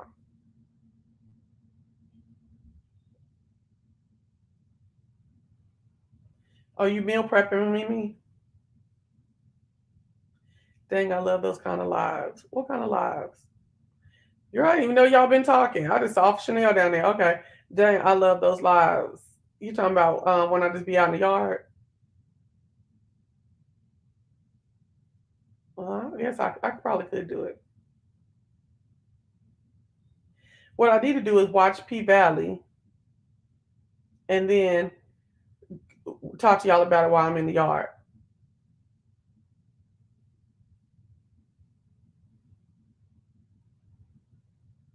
And see, that's my channel. I need to be able to live my life and come on here and talk with y'all. We ain't got to have no editing, bitch, and no thumbnails. And girl, bump that bullshit. Still share with your friends where you're doing random stuff around the house or eating or whatever. Oh, okay. Mm-hmm. Well, that bitch, I'm not paying $12.99 for no fucking app to do a thumbnail, a YouTube algorithm thumbnail. Share with your friends, word of mouth, with an F, and get people over here. That's what you need to do.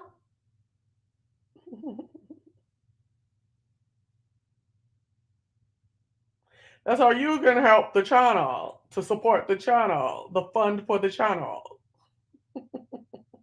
That's our channel fund. Girl, and that's another thing. I have been really monitoring my courtesy laughs or my segue laughs and stuff because I have been watching people online. I'm just like, what is all this stupid ass laughing? All this goofy ass laughing. Bitch. That's stupidity to me. It's nervous laughter. You know, like, girl, and some of the folks doing it been on here forever. I was like, I hope I don't be doing that shit. I think I do to some capacity, but I've been trying to limit it.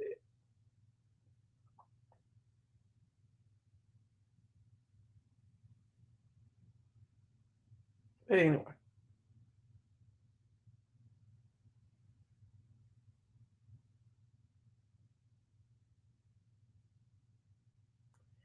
When you ran down that one lunch date from top to bottom, I was in my car eating, cracking up.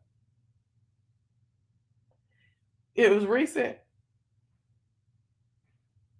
with that dude, and I had that dress on with that hair, that wig on.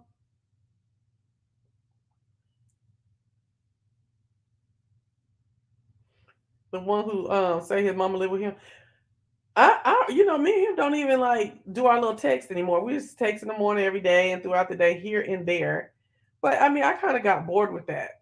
But he did try to make that move for us to go somewhere, but I wasn't feeling it at the time. Or that day didn't work for me. And then he just never stepped again. Well, he's just piss poor. Sorry. Yeah. Tell me he had just went to eat with his mama. Like he couldn't tell his mama he was about to go on a date. Well, I ain't got time for that shit. No. No. All right, but let me get off of here because I really need to start working on this yard at 5 o'clock. I damn sure do. I damn sure do. Look at Andrea. She done followed me on my cemented page. On my cemented Instagram.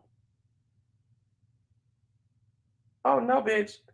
Instagram would like to access your contacts. Contacts. No. Are you crazy?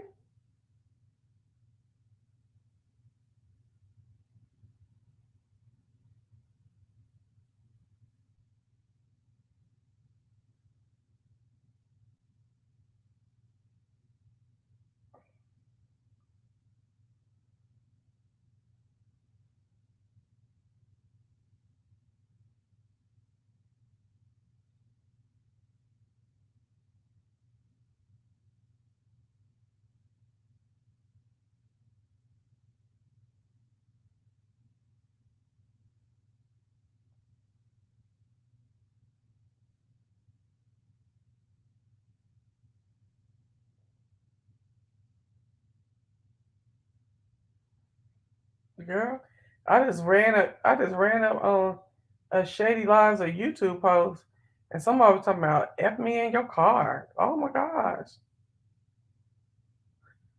Oh. See, I ain't following that saga over there with that. Baby. Oh no, Andrea didn't ask me to follow her. It just gave follow Andrea Lynch.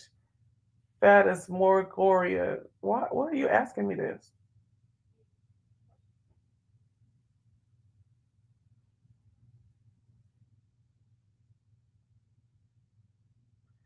I don't think she asked me. I think that was YouTube.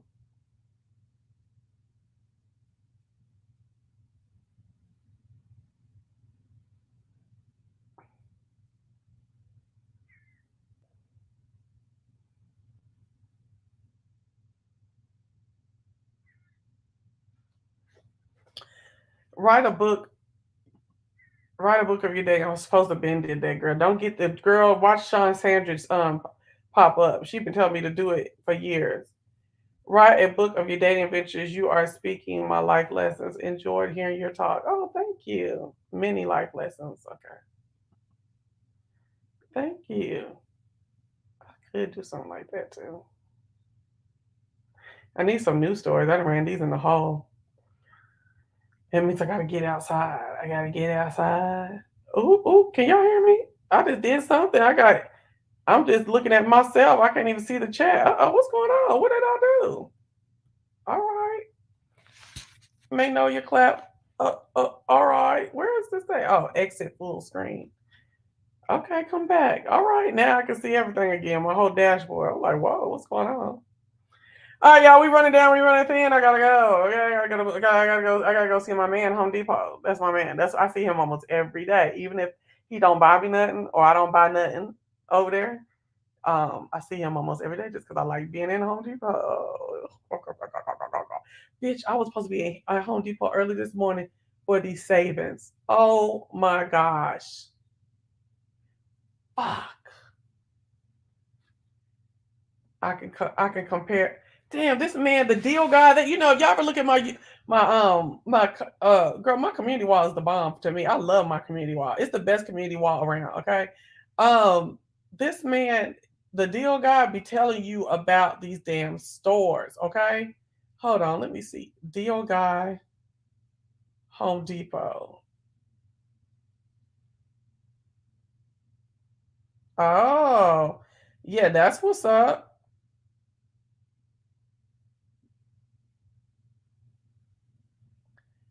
Dating over the ages, honey. Look up the deal guy Home Depot if y'all want to see what he's talking about. And watch the one teach you how to read the price tags and what they mean about discounts and stuff. Pick the one that has 10 new Home Depot secrets. Girl, I ain't gonna be able to watch Love and Marriage DC today, but I will watch P Valley. 10 shopping secrets Home Depot doesn't want you to know.